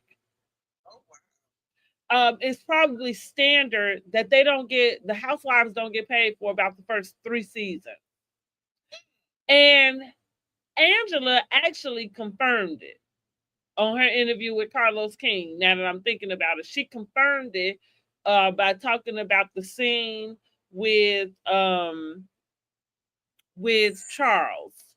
Um, it was something she said she had Charles, like she had asked him about it. He was talking about, but she said while he talking, she kept thinking to herself like she didn't want him to remember that he's not getting paid. Now the husbands don't get paid, but what she's saying is he's not even getting nothing from her because she's not getting paid. Because some of the husbands get like a little stipend from their wife, to be on. But I mean, so but that and then so let's go into the other shows. Now it might be something like so like say that like the dating shows. I'm trying to think of something kind of random where you just need people like extras or something. Those people probably get paid. But if you go on like The Bachelor, like they don't pay them. If you go on like Love is Blind, they don't pay them. You know what I mean? Your point in being on there is to get the notoriety, hopefully, I guess. If that's what you wanted. But I was telling my cousin this when we was talking about King's Court because it's two girls on the King's Court. One girl actually has been on Shaw's of Sunset. This is the girl who we just found out dated R. Kelly. Which one was she, girl? Because I love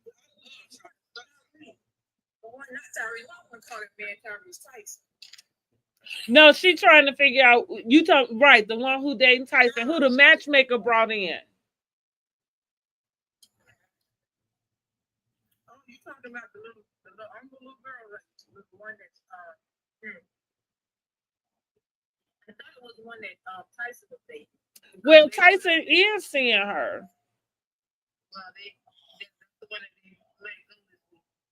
Oh, did they let her go?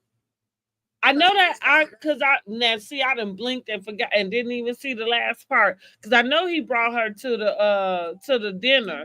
You say I noticed lately a lot of celebs are buying into franchises.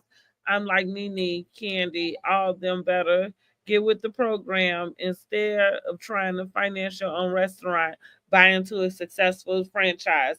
Well, I feel like you know what Magic Johnson is the one that would have put the blueprint on that. Um, I'm just saying, honey. So yeah, you got a point. But ain't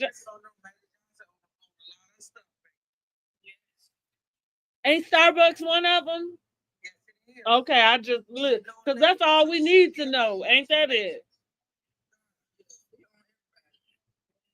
That's when I saw some video of him and I don't know, it was like he was playing basketball on his yacht and I was just like see that's the type of life I want, honey.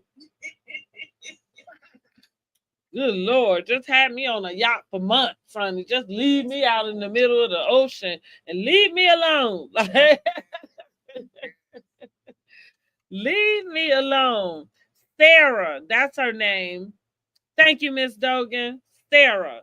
So that's the one from King's Court who ex-boyfriend or has dated R. Kelly and is was on Shaw's of Sunset. Now she was not a main character on Shaw's. She was now because it's funny that I could not. I kept looking at her thinking she looked familiar to me, but I couldn't put my finger on it. And it wasn't till it finally came out that she dated R. Kelly that it all clicked. Because I remember when they brought it up on the Shaws about the girl. See, right there, like that. That's what I'm saying. She is what is the guy name? Because he ended up being a cast member, but she's his sister. Um, who was trying to date him? He was trying to date Gigi, but he was like he I don't know, he was like a playboy, but he felt it seemed like he wasn't confident enough to like really kind of approach Gigi. Gigi just ran all over the boy, even though Gigi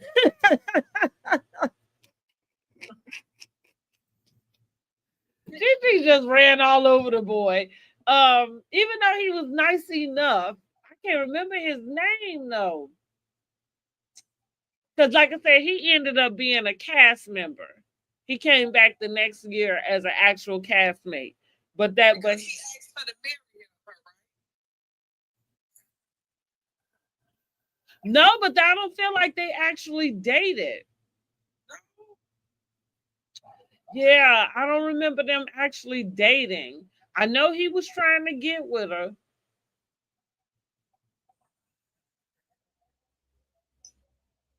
I know he was. Listen, I miss Shaw's, even though they coming back. They rewrapped it as something else. They calling it something different. But MJ, Gigi, and Reza are coming back on it. We say, okay, I missed. That's what the singer was. I fell asleep. No, I don't think. Oh, girl, no. I feel like that's the reason why they just tossed the whole Shires of Sunset all together and are revamping and bringing it to be something else. Because he kept getting into some situation about some domestic violence with his girl. Oh yeah. I remember that. Yeah, so no, they're not bringing him back, honey. No, not yet. Anyway, say, but girl, bye. I would have sent her. I would have sent her on to R. Kelly reject. That's what she said. Okay, now Dr. Shawana said all the guys were really great guys, even if it didn't look like it. They were all respectful and looked out for the ladies and tried to make sure they were comfy. You talking about on King's Court?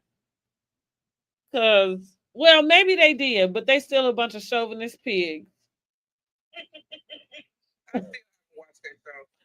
Girl, I get triggered and I keep watching the episodes. But I keep getting triggered by their butts because I don't know. They could act a little better than they do.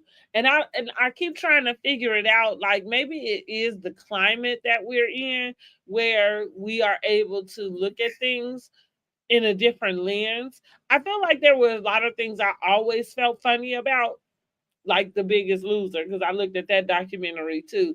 And it's funny that they came out with that because I was like, I always knew The Biggest Loser was something was wrong with the whole thing. Like for you to even come up with that concept and name it that, like what are you doing? But it's just it feels chauvinistic. I don't know if it's because they got the three guys, if they seem to like be shifting in the girls in some like I don't know, way, or if it's just that these guys clearly don't have a problem getting dates. I think that's what it is. That's what it is. Like Tyson Beckford has never sat in his house needing a freaking date. Like, are you fucking kidding me? I don't even believe that. I think it's the caliber because Thaddeus is Did you see that one when they brought members from their like meeting their friends or whatever, and he thought that bringing the ex-girlfriend was a good idea. And here we go. This is my point. That's what I'm saying. Like cringe, right? Because but my point was though, I'm not looking at her. I'm just saying this face value. She didn't look like that she would be his type. She just, and so my thing is, I think it was the caliber. I think that this may help them get a better caliber of person. I don't know. Who was on Claudia's podcast today? Claudia got a podcast? I'm sorry. Go ahead.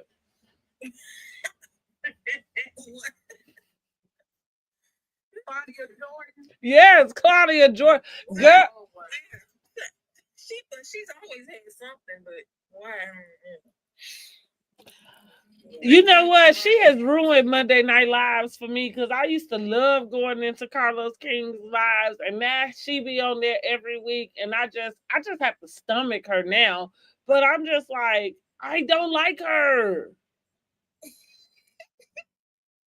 I don't like her. I don't.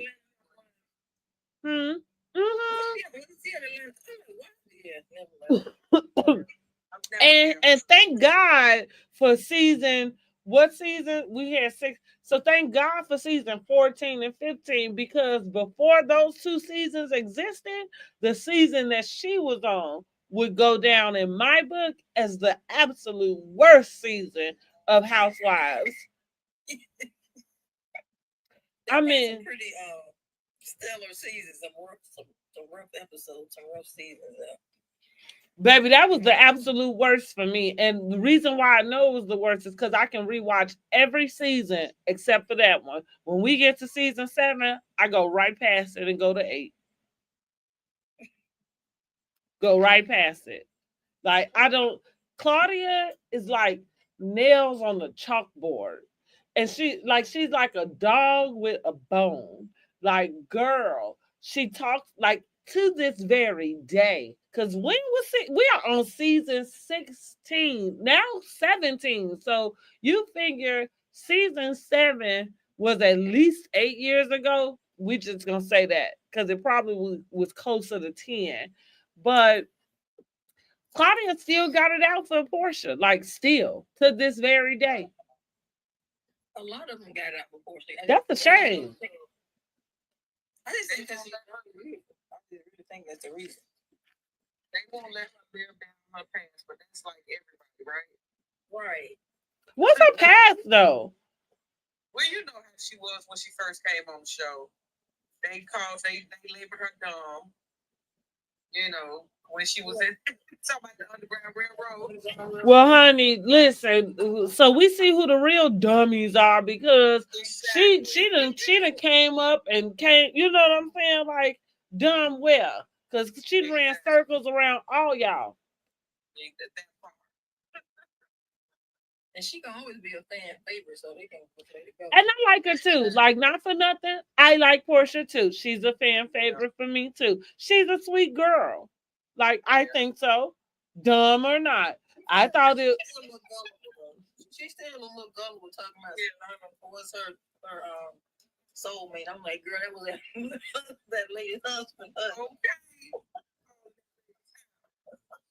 Now listen. You know what? I put her in the same category that I put Luann in, which I think so. Luann, is a the New York housewife, and what I had to realize about romantics, like Luann is a romantic. I'll never forget that marriage that she got married to Tom. And they was only married for like really short. And Bethany had to come and tell her like she saw him in the bar with another lady. And all the signs led up to that she wasn't supposed to marry that man in the first place. Including he had been dating your good girlfriend Sonia. That was it. All the signs led up to leave this man alone. But I do think that when people are romantics or hopeless romantics, because I think that I'm a romantic, I don't think I'm a hopeless romantic. Portia is vulnerable. I'm sorry. Exactly. But I think when you're a hopeless romantic, I think you find yourself in those types of positions. So? All right. Everybody want to be loved, you know. Yeah. But see, she just you went over there and took a man from his wife. Well, listen, I'm gonna give her the benefit of the doubt because I don't see her as taking that man from her husband, from his wife. What she did, Brady? What she did? Please. She made herself available when that man said he was leaving his wife. But I think that was the problem. Like kind of I was in a live a while ago and I remember telling the girl, see, like sometimes even as females we get ourselves caught up, right? Because all of a sudden you find yourself in a chasing position and you ain't never supposed to be in that position. You supposed to have been the person that a man come and find. When we talk, especially when you talk about your husband, right? Say he who finds a wife, which means I'm supposed to be sitting over here minding my damn business, not hunting you down in your DMs. Supposed to be in your best friend's house, but okay. Well, and that's why she got what she got. Because I feel like all of the signs, even for her, were already there. Even if he was separated from his wife, going through a divorce, the way that he was dragging that lady. She went to the house. Okay, but I get it. All right. I'm gonna let you have that one portion. The fact that she was even in that woman's house, she shouldn't even entertain it. I agree. But listen, she felt like she didn't know, like that lady wasn't her friend, and so she felt like she wasn't breaking no type of girl code. To her house, you know her, you was in their house. But that's what I mean. Even when we like, I'm gonna ignore all of that, right? But what I'm saying is, I feel like Simon proved to you that he wasn't. Because of the way he treated her. Like that was my issue. It wasn't whether he like the optics was separate. You know what I'm saying? From how this man was showing up. And that's kind of what I mean. Like sometimes going back to Luann, that's how she got her ass caught up with Tom, who was hanging out kissing the lady. You know?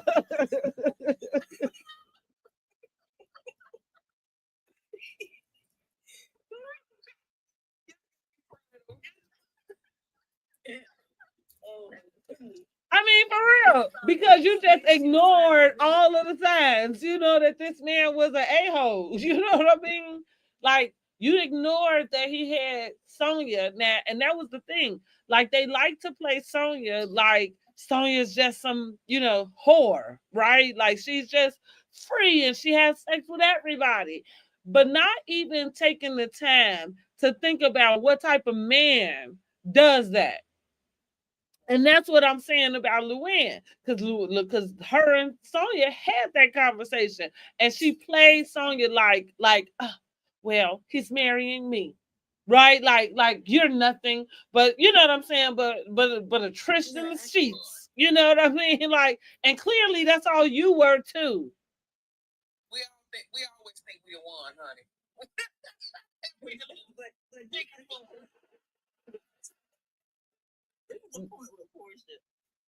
Okay, I think that she was thinking maybe I'll get one like Shamia got, and then that's her best friend. Maybe she thought, because she got an African now. I'm thinking maybe she thinking, okay, this is my opportunity right here.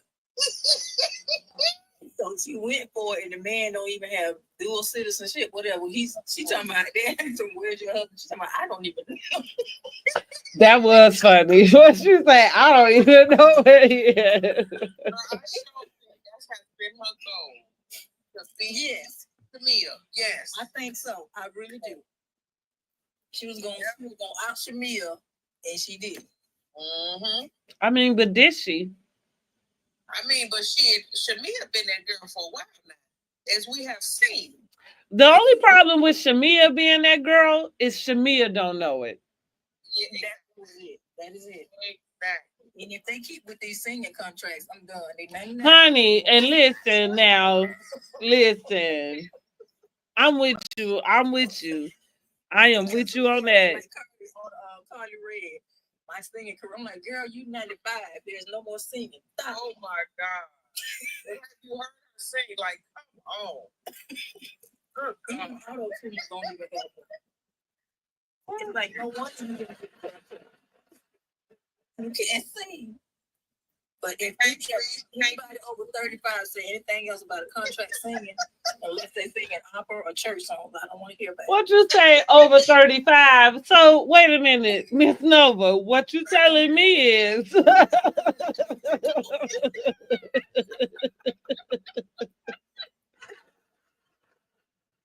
what you telling me is I beg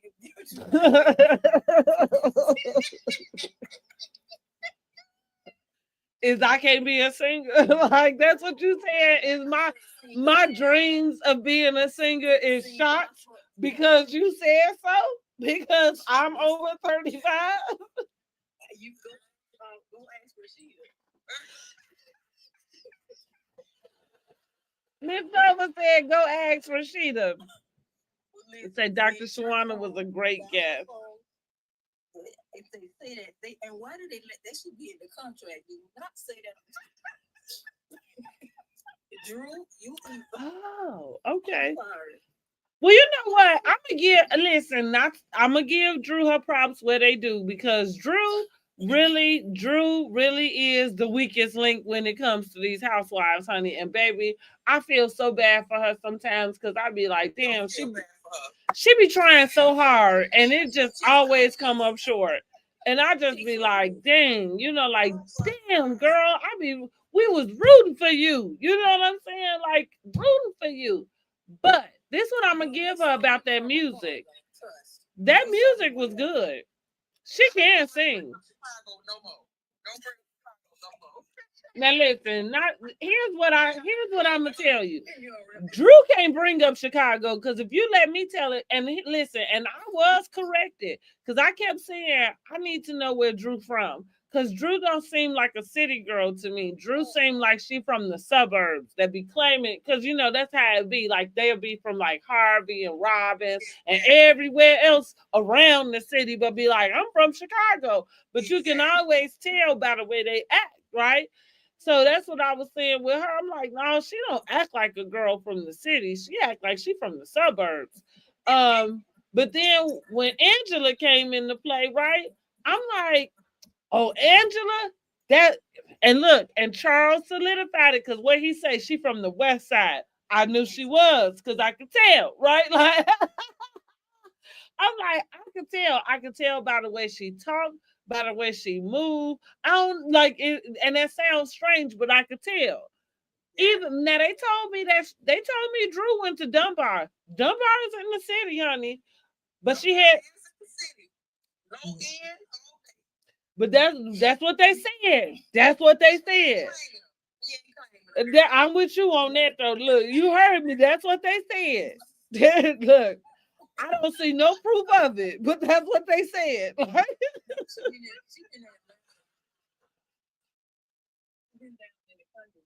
Because that's what I said. She must have moved, you know what I'm saying, like way early or something. Like she only went there her freshman year and it was like half of it or something. Because, like, listen, I have not even lived in Chicago for as longer than my life at this point. Like I've been somewhere else longer than I was raised in Chicago, but I act more like a city girl than you do. That's what I'm saying. Like, girl, here I go. She is not from Chicago. Like, I don't know where that girl from, but it is not from Chicago. He knew it. Listen, he in the basement. Trust now. Come on. Him downstairs. Huh? And he comes from the basement.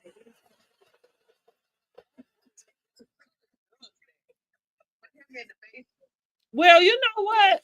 A lot of people do that, which I thought was funny because they redoing War of the Roses. You know, they got a new movie coming out. I think it's called The Roses, but it's like a remake of the War of the Roses. But I thought to myself that Drew, see, that's where Drew be missing the ball. You could have, if you played your cards right, you should have played that. You should have played Water Roses between y'all because that's exactly what that movie was. It was them getting a divorce, but they couldn't move out the house. They had to share the house until the divorce was signed. And sometimes, so now don't give me the line about what state you got to be in. Clearly, Atlanta might be one of those states, but there are, and maybe California is another one, but there are states in which when you file for a divorce, like if somebody leaves the marital residence, that could be looked at as abandonment. Right. That's most of the states. Okay, well, see, I ain't never been married to even know. I'm only using my divorce knowledge from all these housewives that's gone through divorces. If you leave the house, it is considered that you left the house, so that person that is staying in the house is gonna probably get the house, or you're gonna have to be paying more to that person because they stayed to take the upkeep of the house. So therefore, all of that has to come into play. So yeah. Well, it's sort of similar to how people would. So you know how this is another old little, like say I ain't never been married to get a divorce. So but when people say like, oh, I can't serve a person, and they say, well, I don't know if it worked today because we don't use newspapers the way we used to, but they would say you put a public notice in the paper. And so that's how you would get, move forward with your divorce, is to put a public notice out about you trying to find this person. You still do that too now. Oh, you still do? Okay, so a person saying they can't serve a person to get a divorce is not true.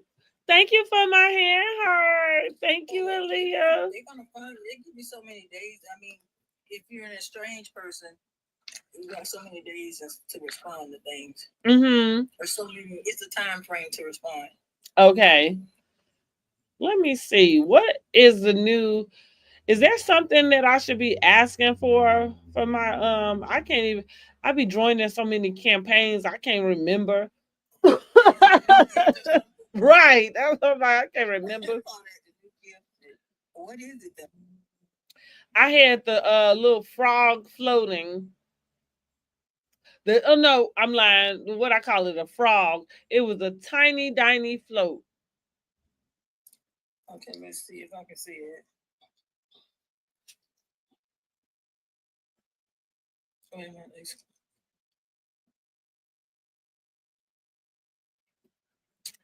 Let me see. Or is it? I was wondering, is it? And I ain't put it back up yet. I already I had it. I think, but which we met that one. I'm gonna use the bubble gum. Let's do the bubble gum. I was just wondering if I had enough, like, like I said, signing up for these campaigns, trying to figure out, like, is it certain gifts that I needed to, complete the campaign? All right, let me check back over with Miss Dogan. Okay, you said she does get on my nerves on CK show. She's such a hater. Who we talking about now? Oh, Carlos King. I know. Back to that Claudia. Yeah, Claudia is a dog with a bone, honey. And I feel like this is why I think I don't. And it's so funny because I don't know this.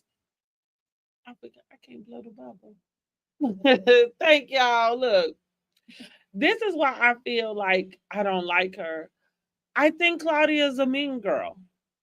I think she a mean girl and don't even know it.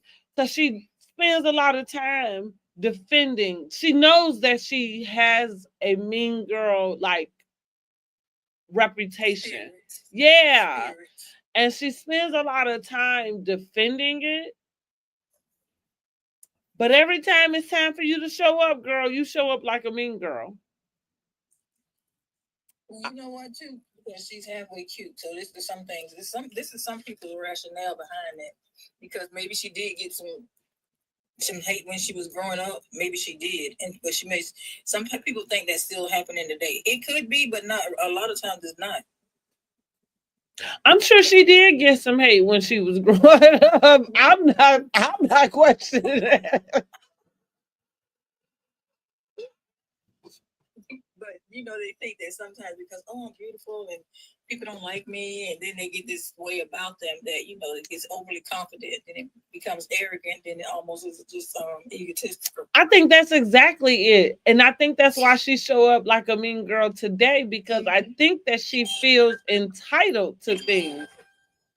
Right. There I go. Yay! Look, yay! I got it. Thank you so much for my bubbles. But yeah, I think she feels like she should have certain things that hasn't happened for her. But she don't know that, like, it's your attitude, girl. Like go let's go to Housewives. I think she feels, and Carlos King don't make it no better by, blowing smoke up her ass, telling her that she should have had another season, because no, she didn't. She just passed the time. If her agent had not worked for her by now, because they should have found some kind of show for her to be on. Your agent should have been working that much more hard for you by now. Exactly. But I think the problem is, like, I feel like her space is in the YouTube space.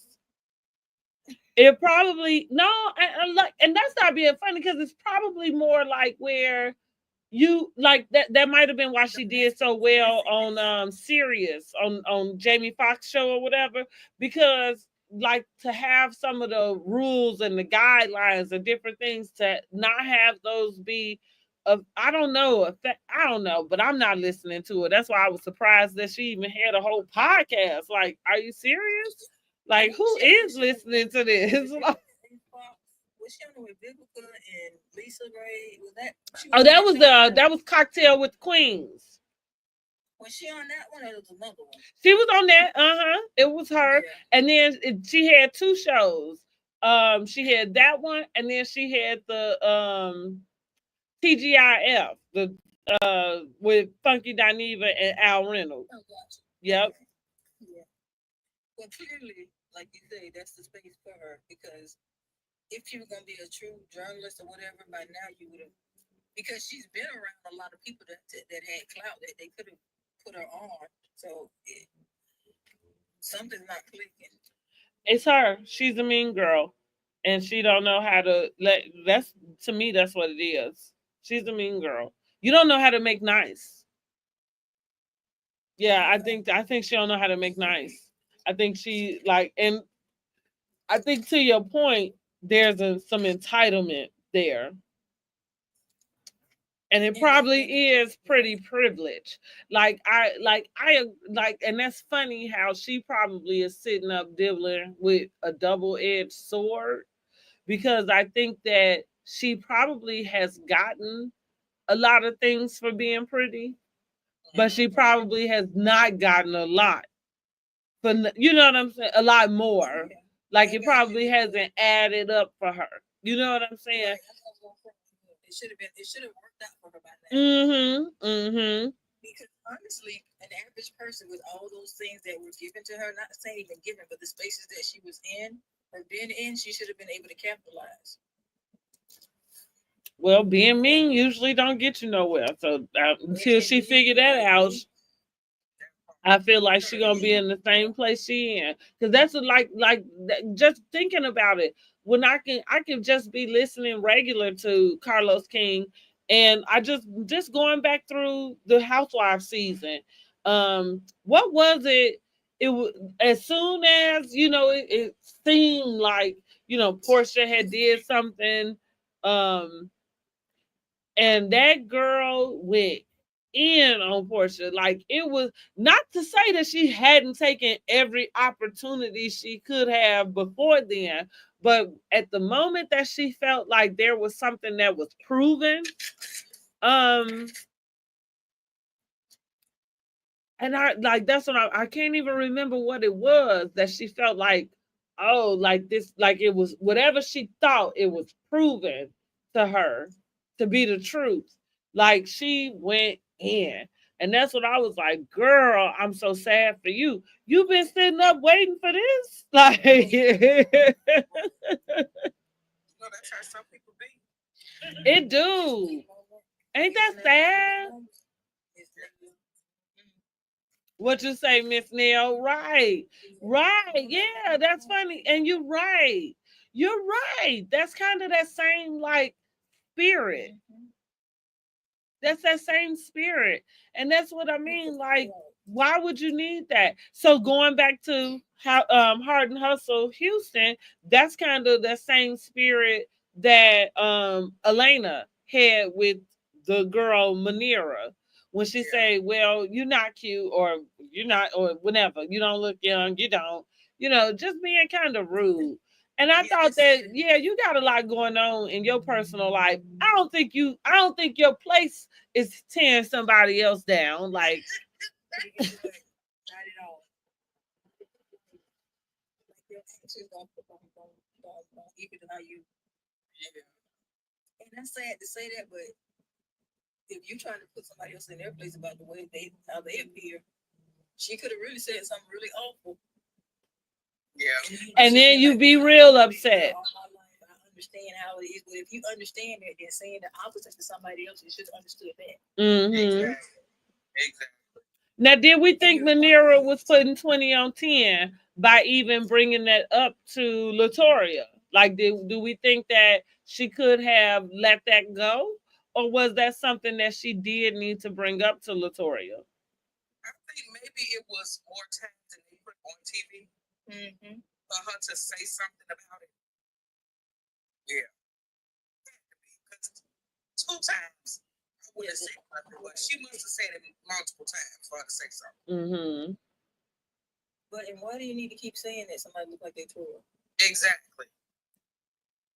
Well, I think for her to bring it up, like I agree with you, twice was probably too many times, really, because here's where I'm gonna stand. Now, this might be the reason why I have not too many female friends because you can see that, you know. You got 2 spots.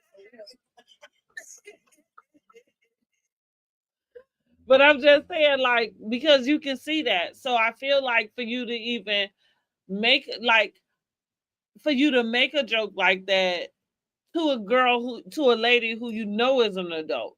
You know what I mean? Like it feels like maybe you are trying to touch a subject that because like I don't know, like because I think about myself. I feel like I'm around people who they seem to be shorter than me. I don't feel like I'm that tall, but clearly I don't know am, but I guess I'm only 5'7". Like I think that's pretty average. You know what I mean? It's not like I'm 5'10" or 5'11". You know what I mean? But I feel like I am like a lot of people around me are shorter than me. Um, but I ain't never called nobody like I've never made reference to anybody being a child when I know you're a full grown adult. Like I think that's just rude. Yeah. I mean, like you meet somebody, you're like, oh my goodness, I thought you were younger than that, and then let that go. Well, right, yeah. But yeah, have to be full. But say you're 12, you calling somebody a child. That's where it becomes.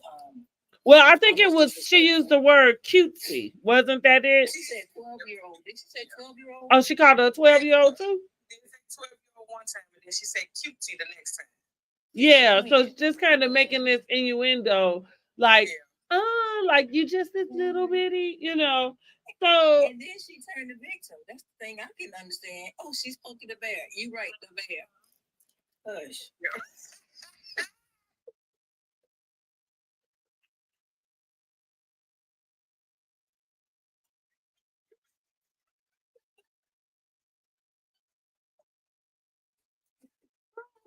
she say that's right, the bear. Okay. So what you trying to say, Miss Nova, about Latoria, huh? No, because I told her actions don't add up. She needs to stop it. Stop acting like a bear, huh? She says, well, you poked the kid that had the bear stick. So now, real quick, did y'all get into Bear Collective? Because Latoria is actually reminding me of Leticia. He surely us. I know who she is. I just didn't like Bill Collective. And it was Okay. another show too. I couldn't. I watched it for a while, but they just the one where the Gucci, who was that? So Gucci. Pigtails in his head. Yeah, that was to the JJ. he was the dad to the other girl. Yes. Leave my JJ alone. I like JJ. He didn't let the pigtails go. A long time ago. Yes. Not a long time ago. I like JJ. And I'm gonna tell you why I like him. Because he country and he gonna be him. And listen, got doggone, got dog it, got darn it, got darn it.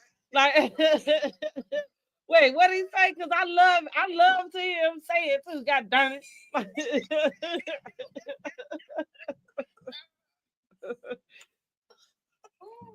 Y'all gonna leave my little JJ alone, honey. It was what I couldn't deal with was that doggone Cliff. Baby, you couldn't tell him nothing. Boy, did you see? He thought he was clean. Changed that. Don't see. You could Tell that old country boy nothing, honey. What's that Mississippi? I'm saying that loud because my husband from Mississippi. Right. Okay. Okay. Oh my Lord. I'm like, they keep getting these country shows. He already talking about Oh, Miss Dugan said she gonna miss JJ. I know I'm gonna miss JJ too. We might be missing the whole Bell Collective because I don't know if they filming. I ain't heard nothing. So we'll see if they gonna come back. But that's just like I like JJ. I think, like I say, he is country. But listen, I like anybody who can be themselves.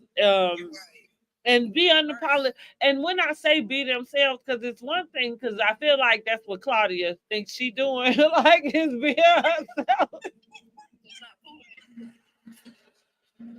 And right, that's all I'm saying is like, yeah, but you just don't get along with people. You know what I'm saying? Like, and I think JJ has a good heart and a good soul. You know what I'm saying? Like, so yeah, God darn it. Talking about, God darn it, so leave him alone in his pigtails, honey, because they ain't going nowhere.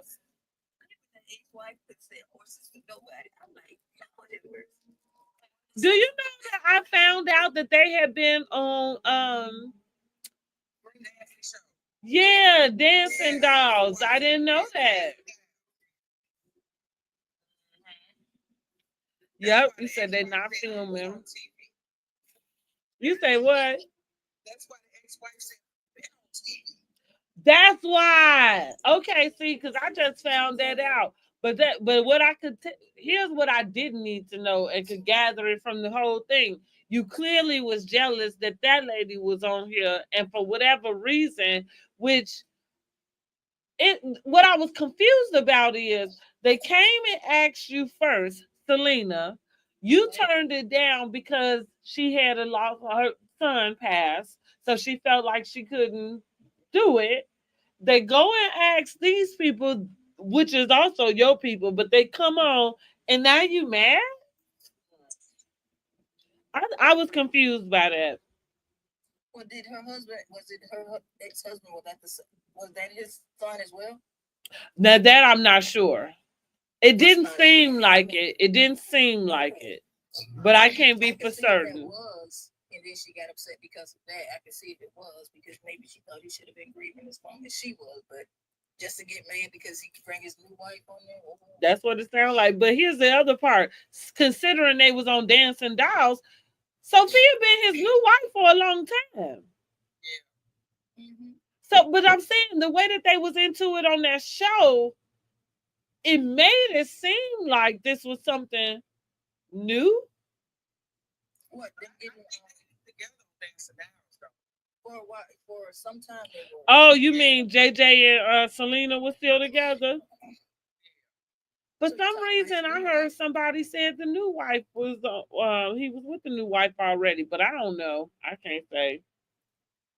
Well, Dancing Dolls it hasn't been like premiering. They didn't have like new shows. They just had the reruns coming on for a while. So I'm not sure how long, but At that time, they were together because that show was on for some years. Okay. And then, you know, for me, with people that were on that show, I just feel like when they get on these shows, they don't market themselves and do what they need to do in case the show is no more. They will have something else. That's what I felt like Selena did not do. Yeah, I agree. Well, I think Dancing Dolls wasn't necessarily the platform for her to do that because that was about her girls dancing. Oh, but she was something else from the show, baby. The mothers was always there in the middle. Yeah, it was something else. She was always the argument.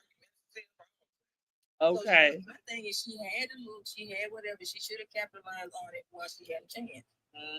Miss Duggan said, "I loved him on Bring It. Didn't like the ex-wife. then or now." She said she don't like her either way. She said he was with the new wife then too. I thought I saw somebody kind of say, I thought I saw somebody mention that the issues that they seem to have brought to this show, that they never seem to have had those issues while that was happening, while they was filming that show. That's what made me, because I never watched, well, I ain't gonna say I never watched the show, but I didn't watch it on a regular basis. So I didn't know either way. You know what I'm saying? But they weren't on there like that. Okay. When they started out, those girls was kind of small when they started out. Yeah. They could have been together later on, but they never showed that part of them on that. Okay. Okay, she did say, but they never showed Gucci. She said they were divorced, but they never showed Gucci. We never saw Gucci. Okay. Well, yeah, honey, I was like, listen, that girl was upset, and I just was confused because it just felt like you was upset for no reason. So listen, what are y'all gonna rate Heart and Hustle Houston so far? We've gotten up to 4 episodes. We usually do like a rating that's like 1 to 10. What would you rate it so far? Just so far with what's happened and maybe your enthusiasm to keep watching more. Oh, she said she met JJ in Memphis with, look, I like how she keep calling it Bring It. Is that what it was called? Okay, because I'm not like, that's the movie, right? Dancing dolls, right? Yeah, it was Dancing Dolls. Yeah. Bringing it to you. And she got a picture with him. Okay, so Miss Dogan is giving the season a 6.5 so far. Okay, right. That's probably like a 7, 6.57. That's about it for me. I would give it. I'm going about a 7. I think it's good. I don't have no reason to dislike it. I don't dislike it. I give it a 5 though because it's not something that I just, oh my God, it's coming on today. Right. Not yet. But you still watching every week, right? Yeah, I still watching. Now, don't forget they're gonna be on when Love and Marriage Huntsville take their hiatus, because I think next week's episode is like the last episode for whatever they break is. Okay. You notice last episode they didn't bring Letitia on. Thank you, God. No, you mean the other lady, Trisha. Yeah, they didn't bring them on. Girl, thank you, God, honey. Yes. It was so peaceful without them. And that what's funny is I feel like we was all rating that episode like higher than the other episodes. Miss Dogan, you missed the live on Monday. Tell me what you rating this week's Love and Marriage Huntsville. Because we all pretty much gave it about an 8. And I feel like it was probably because Trisha's was absent. Because it wasn't like it was a whole lot outside of Maurice and Martell finally having their conversation. And then, Maurice taking it to Marceau. Well, this may have been so when maybe they broke up, because in the next episode you see Ken talking about something that it may be her fault and stuff like that. So I don't know. We don't see. Ken is a loser, and well, the ex, not the ex, but the husband too. I don't have a question. Because never mind. They just. Now I'm gonna tell you, I love Marceau though. I do too. I love Marceau. So I do too. This is straight back.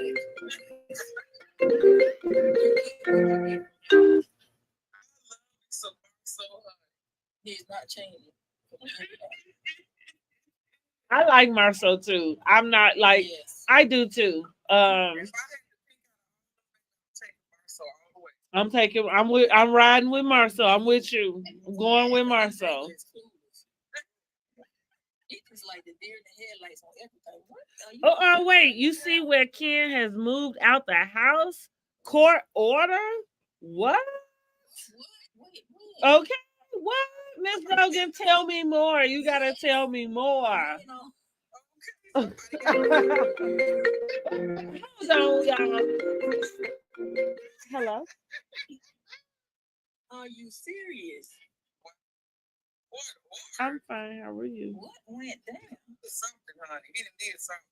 It could have seen all that stuff there with those kids, all of that argument, all that stuff going back and forth while those kids are there. They're trying to figure out what it was. Wow. I'm gonna have to do some research. I'm gonna have to go on Ken's page because I follow him on Instagram. But they can't say too much because Yes. the episodes are coming on. So Okay. That is just strange. okay. Okay, yes. Are you gonna add them?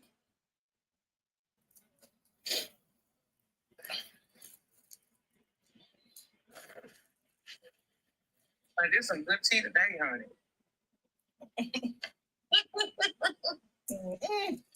Okay.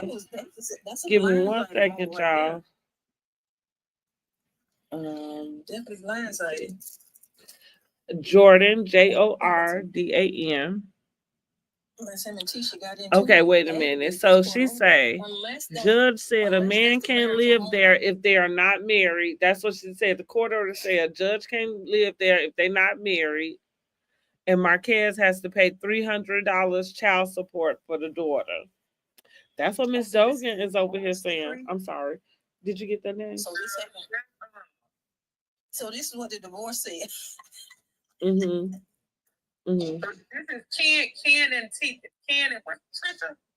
Mm-hmm. Right. Yeah. So the divorce decree must have stipulated this. B as in boy, O COT. Sorry, y'all. Well, you know, court order, yeah. How you gonna he ain't been in the household for 5 years. O. I'm just trying to figure out T how is you on get top. how you get the courts to order him out of the home. But you put maybe he stipulated that in the marriage decree. Divorce decree. Maybe that's what's stipulated, and so it's court order. That's the only way I can see it. Oh, he's a bitter. He's a bitter. Okay, thank you. So that must be the marital home. No, that's all. That can't be. That's what I was always asking. Was that the house? Was that their house together? Because that they stayed there. Yes. Thank you. That was crazy. Ken should know better than that. Now, okay, so then Miss Dogan said, yes, the divorce is final. Girl, now listen, y'all, I ain't been on Instagram, so I ain't been able to see if anything came up on Instagram, but where you find this information from? And it better not be Tasha K, because we not listening to Tasha K, okay? You know somebody behind the scenes. You talking to Carlos? Somebody. Okay, right. Yeah, right. Where did we get this information? Because Carlos just said 3 weeks ago that they were still not divorced. Well, it don't take one day to get divorced. That is true. That is true. But we thought, and then listen, what I thought was we still had to get to the filing. Because I feel, wasn't that what they got into it about at the house? That the paper hadn't even been filed? No, they filed, but then Marquez was saying that the paperwork was wrong because they had left. Oh, they did refile? They put that's you between Trisha and Ken, you really can't get the truth. And Marquez on top of that, girl, you're right. Which is why they need to be gone from my television screen because I get a headache every time they on there. Like, what? They have no relevance because when that divorce is final, what else? Because they came on the show wrong anyway.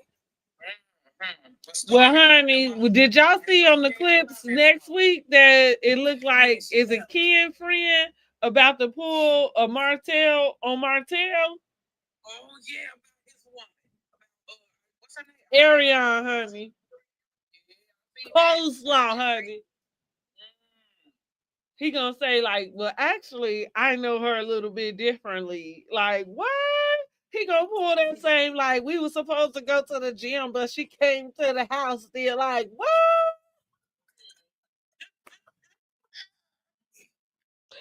Martell over there sweating bullets. Like what? Like he gonna try to stay cool because you know he gotta make up with Ariane. Like he gotta make Ariane feel real good after all of the dogging he did to her on this. You know what? And I feel so bad for her. No, I don't. Miss Nova said, mm-mm. I don't. What you get from being a side chick, honey? That's what comes with the territory. And if Nell could have got a hold of her for one, if Nell could have got a hold of her for 1 second.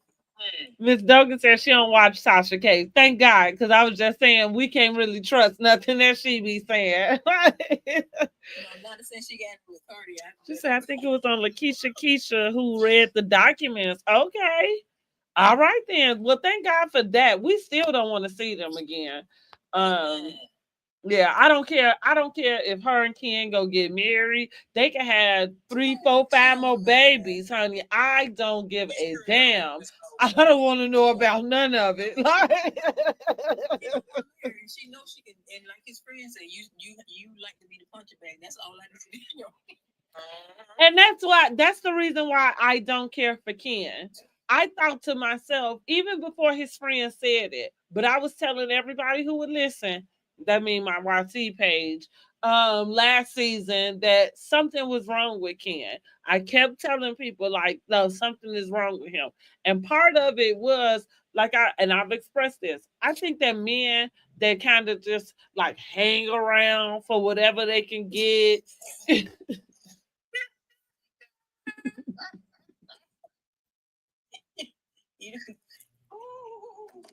Too eager to That's what I'm saying. Like you don't have no backbone, or you like you said, like what is wrong with you? Not to mention, like you present yourself as this upstanding guy. You know, like you don't have any kids. Like, why is it that you would sit up and need to be attached to somebody with all of this going on in their life, right? You know, that doesn't clear a way for you to have what you have. It feel creepish, like you a creep. Well, one reason you on TV right now, so you want to keep. Well, that's what everybody is saying though, and because clearly Trisha is not comfortable on this television screen, so it must be him keep dragging your ass out here. But because I agree. She did about Martell. Which that was the funniest thing when they finally did get to the reunion, because it's funny how she was literally describing, well, I didn't know, like she followed Martell's lead. So it's funny that she was describing this acting moment, right? Like you were just gonna act like you didn't know him because he acted like you didn't, he didn't know you. And Carlos is like, well, you just tell the truth, right? And that's kind of what she don't get. That's what we all was confused about, because if Martell walk in acting like what, like I'll be looking at him like, what the hell is wrong with you? You know what I'm like? Basically, your cover blown because you didn't let me in on the secret. Like, hello, you know what I'm saying? Unless you was. But so there goes again where you need to get off the show, because for me, not for nothing, I understand that there's a world in which these 6 people have conversations about what they want to talk about and don't want to talk about. I'm okay. I'm okay with the idea that happens. I'm not okay with y'all trying to throw each other under the bus on camera. Like, you know what I mean? Because it just looked nasty. And like, so I'm gonna use Mel as the example. Like, yeah, I believe Mel pretty much told them different things that she wouldn't want to discuss. And maybe y'all did get upset about it, about whatever it was she didn't want to discuss. But here we go now, where now it's Tisha. And not that, not like, my opinion with that is there's not much for her to discuss, but I do think that she could have answered Nell about the YouTube video from Martell, because that's totally separate than somebody trying to get you to admit that your husband has cheated on you or something. You know what I mean? Like, that's different. That happened. You do have a feeling about it. Why wouldn't you say it on the show? Yeah. Mm. Yeah. She claims she did it. They did a live. They did, and we didn't learn a damn thing because I sat on that live and listened.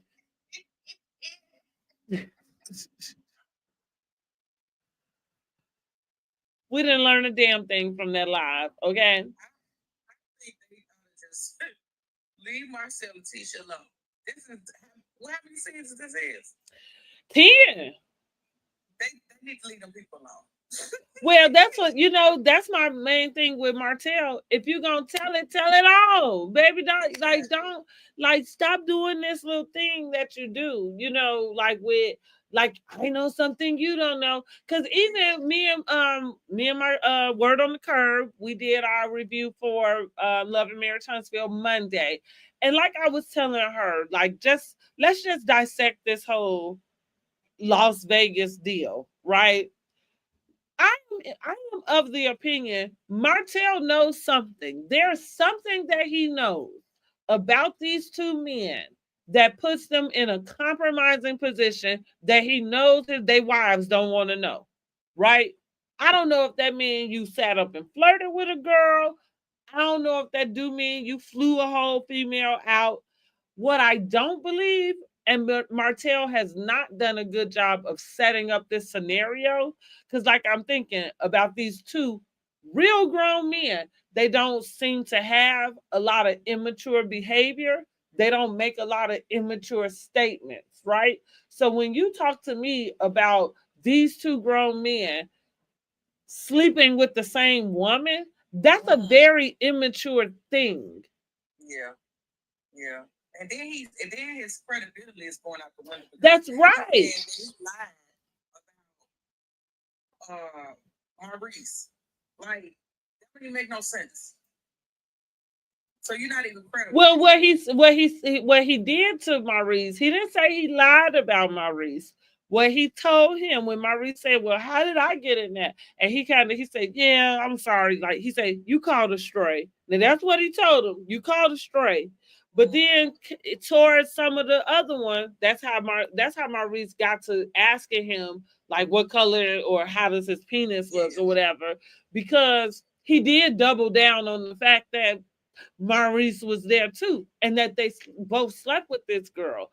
That, again, whether something that we all know that these things are possible, but also I'm kind of like my just analytical brain is trying to put these things together. Okay, Miss Nova says she on the call. Put these things together. Like, how reasonable is that this happened, right? Like, so how reasonable is it that these like I said, these fully grown men who seem like, I have not heard them say anything that was so immature that would lead me to believe that that's the way they behave when they on vacation. Yeah, that's reckless. That right. Yeah, that sounds like some bachelor party shit. So that's what I'm saying. Like, you're not even presenting talking about Martell, you're not even presenting a scenario that sounds like some of this behavior would be happening. You mean to tell me just three of us decide to go to Vegas, I fly some chick out, and me and my brothers bang the chick off GP for no other reason? There's nothing else is going on. We ain't had no, wild night where everybody was drinking and doing drugs. Like, you haven't described anything other than that, and it just sounds far-fetched. But see, that's just like what Kimmy said in the episode. She said that Martell is acting out so bad because he can't understand. He lost his whole family, and everybody was doing the same thing, and they still got their family. That's it. Which and I agree. So that I feel like that's always been it. But that's the problem with Martell is not knowing that you go whatever it is you think you know, you're gonna have to say it, or else you're gonna keep it to yourself because this thing that you're doing is not landing. Like you had this whole interview with this person. No, not one blog site picked that up. Not one. I feel like everybody discussed it, but as far as like going to get the clips, running them about, not one. That means she wasn't credible at all. The whole damn thing. And listen, I'm not even gonna. Most people say it was what she looked like, and yeah, some of that had a lot to do with it. It just was offbeat. But here's the other part. Here's the other part where Martell dropped the ball. If you was gonna take the time out to do a YouTube with the girl Ariane, nobody want to hear you talk about something you think Marceau did. The most you could have did, y'all could have talked about y'all asses. She the one that ain't been able to come on that show in all this time. That would have been a better look. That would have been picked up faster than the bullshit you tried. You know what I mean? You pulled out your hat. You're right. Sure, right. So yeah, we not buying it. And again, like I say, the scenario, like you just not like you're not giving me enough to even think that, to even think it. So that's what made me, as he was going back and forth questioning Maurice in a sense where he's like, it was almost like he was trying to put Maurice in a certain like position. Like how a person is like, oh, I know something, but if you want me to like I'm gonna try to keep it to myself unless you say a certain thing, then I'm gonna tell it. That was kind of the tone of the back and forth to me. And so that's why I said, I'm like, well, there's something that he can say. Like I feel like Martell is most certainly embellishing on a lot of what he has to say. Now, has these and that's what I'm thinking, like they handsome men. First of all, but the second part is you ain't got much on Maurice because whatever time frame you talking about, Maurice more than likely was single. So while his current wife, I'm sure, doesn't want to hear about any, you know what I'm saying, sex capades he was having during while they was dating or when he was single. You holding it over Marceau head because you know that whatever it is you have is something compromising that his wife wouldn't like. And so, like I say, that could be having a friendly conversation with a girl. Maybe you danced with him. Maybe you bought some drinks. I don't even know. You know what I'm saying? I don't even know. But I'm just like, him and his brother did not sit up and sleep with the same girl with you in the room, and you just left and went downstairs to the tables to gamble while they had sex with the same girl. Like that's not even, none of that sounds reasonable.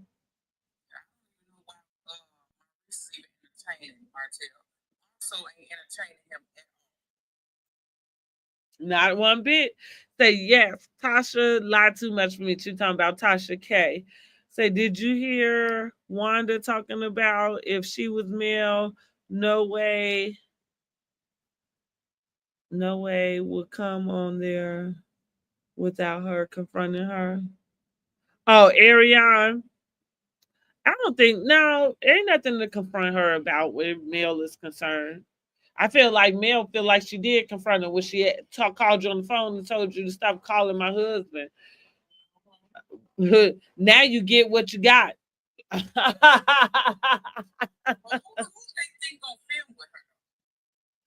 Martell, and Destiny. I feel like that's why Destiny is still there. Destiny is a seat filler. Hey, Aaliyah. Destiny for me is a seat filler.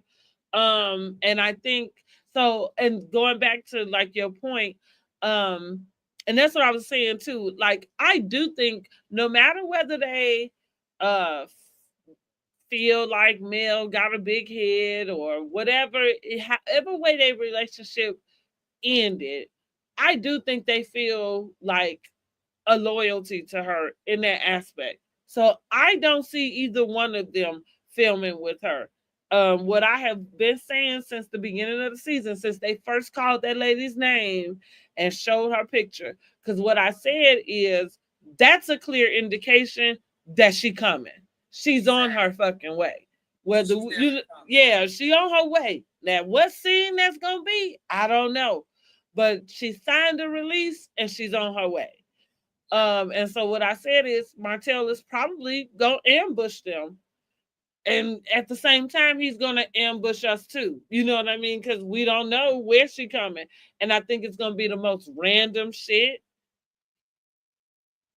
in the most random way. And which would be true to his form. Yeah, you're right. But that's what he do. Yeah, right. It'd be true to his form, you know.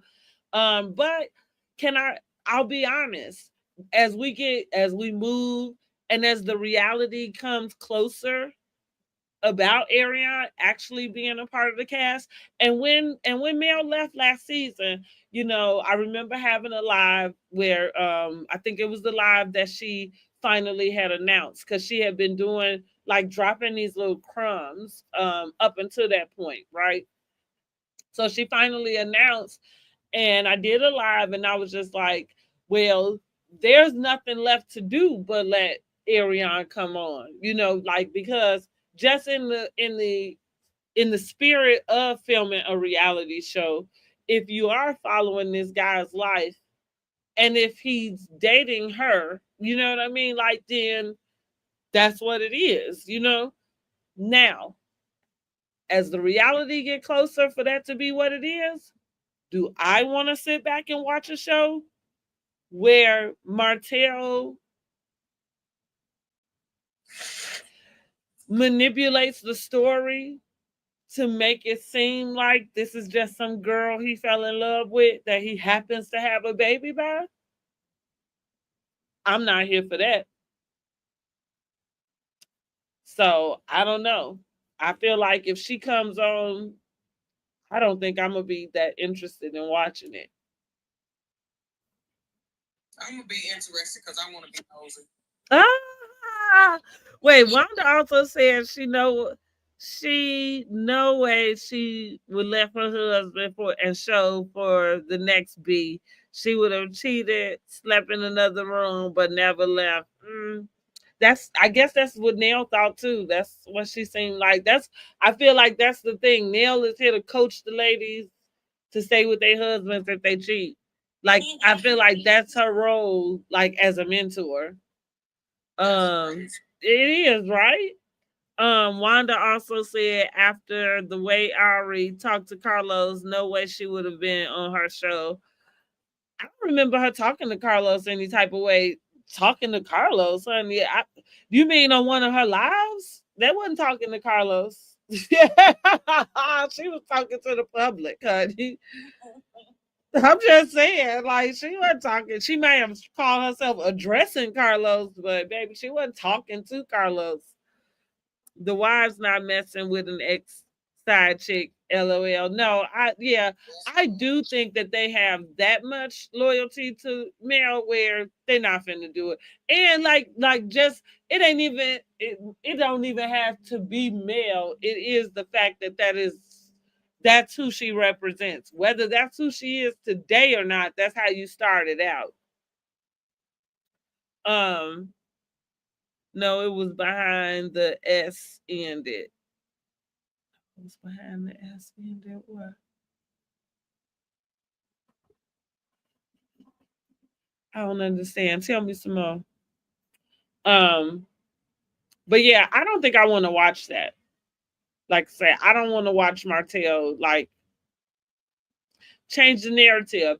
And I feel like I'm a big person that I'm always talking about. TV is TV, like just with reality shows, like it's TV. You know what I mean? And so the thing in TV that gets to happen is once you don't see somebody for so long, like yeah, you get to change the narrative like a soap opera. You know what I mean? Like the girl who went upstairs on Family Matters and never came back, and all of a sudden it was just two siblings and not three. They changed out the one Darren for another Darren. They did the same thing to Vivian.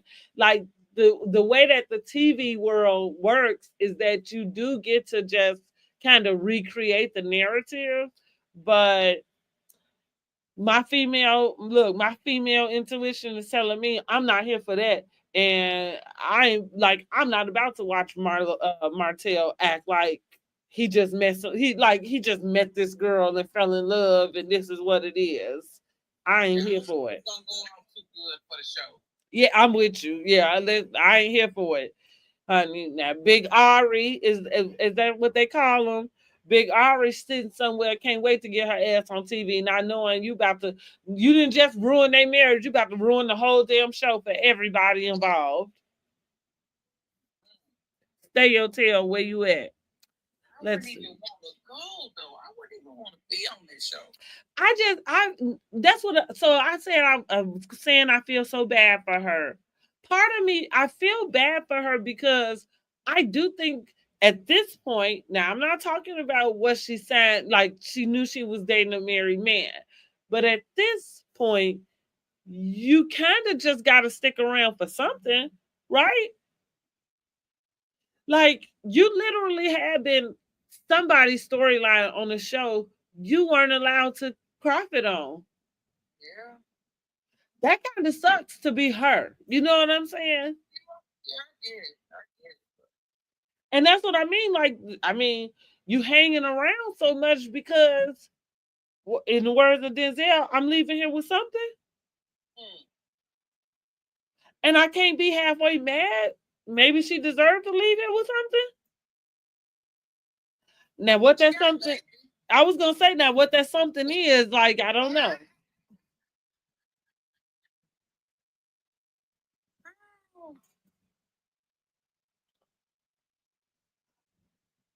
Cause I feel like I'm feeling like it's been a decade for her at this point.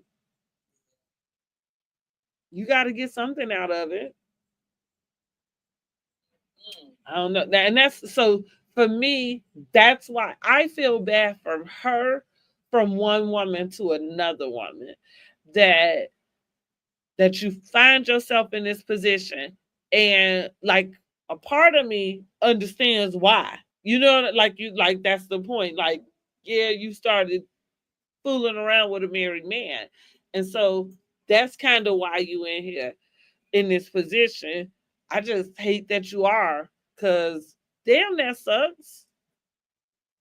And like when it comes to Martell, like that, and which that's where Marceau is at.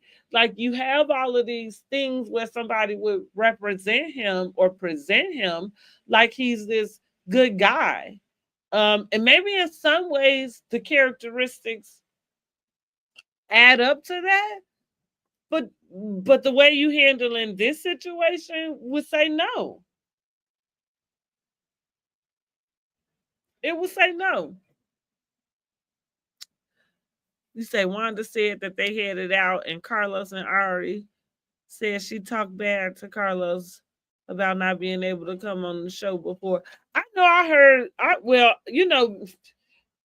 Ariane, she'll go on her live. She good for trying to say something. She did describe, and I don't know if that was this season or if it was a previous season. The way she worded it sounded like it might have been a previous season, where she basically rolled up on the men. Mm. Yeah, Martell was filming with Marceau and Maurice. Now, but she was stopped. Like, she wasn't able to make it to the actual set. Um, so but like I said, at this point, the fact that they said her name and showed her picture She has a release sign. That's all you really need outside of actually being somewhere, on camera. As long as she got the release sign, that what that means is they can use her likeness and they can talk about her. And most people not gonna sign off on that if I'm not coming right behind that. There's a reason why she gave them that permission. Because here's the other part. They could have always had it, but that might have been Carlos being loyal to Mel. Mm. Because let's just be honest. Woman to woman, I would feel that way. I would definitely tell somebody like, don't film or don't have her. You know what I'm saying? And to Carlos wouldn't be where he is right now if it wasn't for that show. I email because it was Mel's demise of her marriage that really put that show on the map. Before she sat up and admitted that man had been cheating on her for 5 years, I know I was watching the show, but it wasn't that many people that was watching it after. So he owed her that. You know what I mean? But once she gone, so is everything else. And I understand that. Well, let me say goodbye to my YouTube. All right, y'all. Listen, Miss Dogan, I'm so glad we got to catch up. And next week I'll have a better recap for her Heart and Hustle. I just didn't get a chance to rewatch this week's episode. But I am also going to give Heart and Hustle I'm gonna give it about a 7. I'm liking the new characters. It's like a breath of fresh air, right? After Housewives, Love and Marriage Huntsville, all of the usuals. I'm kind of liking to get to know a new group of people. And we'll see how they do this season, right? So we will come back with Hard and Hustle Houston next Wednesday. If you have not already, make sure you like this video and subscribe to my channel.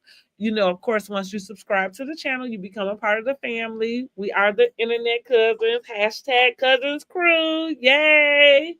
And we will be back with Love and Marriage Huntsville every Monday at 8:30. And I'm gonna try to do. I gotta do and just like that. So I gotta finally. I think I got that scheduled for tomorrow. So we'll do a really quick end of the season review, and then Friday we'll come back. I think we're gonna do Ready to Love on Friday. All right. So make sure you share the video out. And until next time, I'll check with y'all later. Bye bye.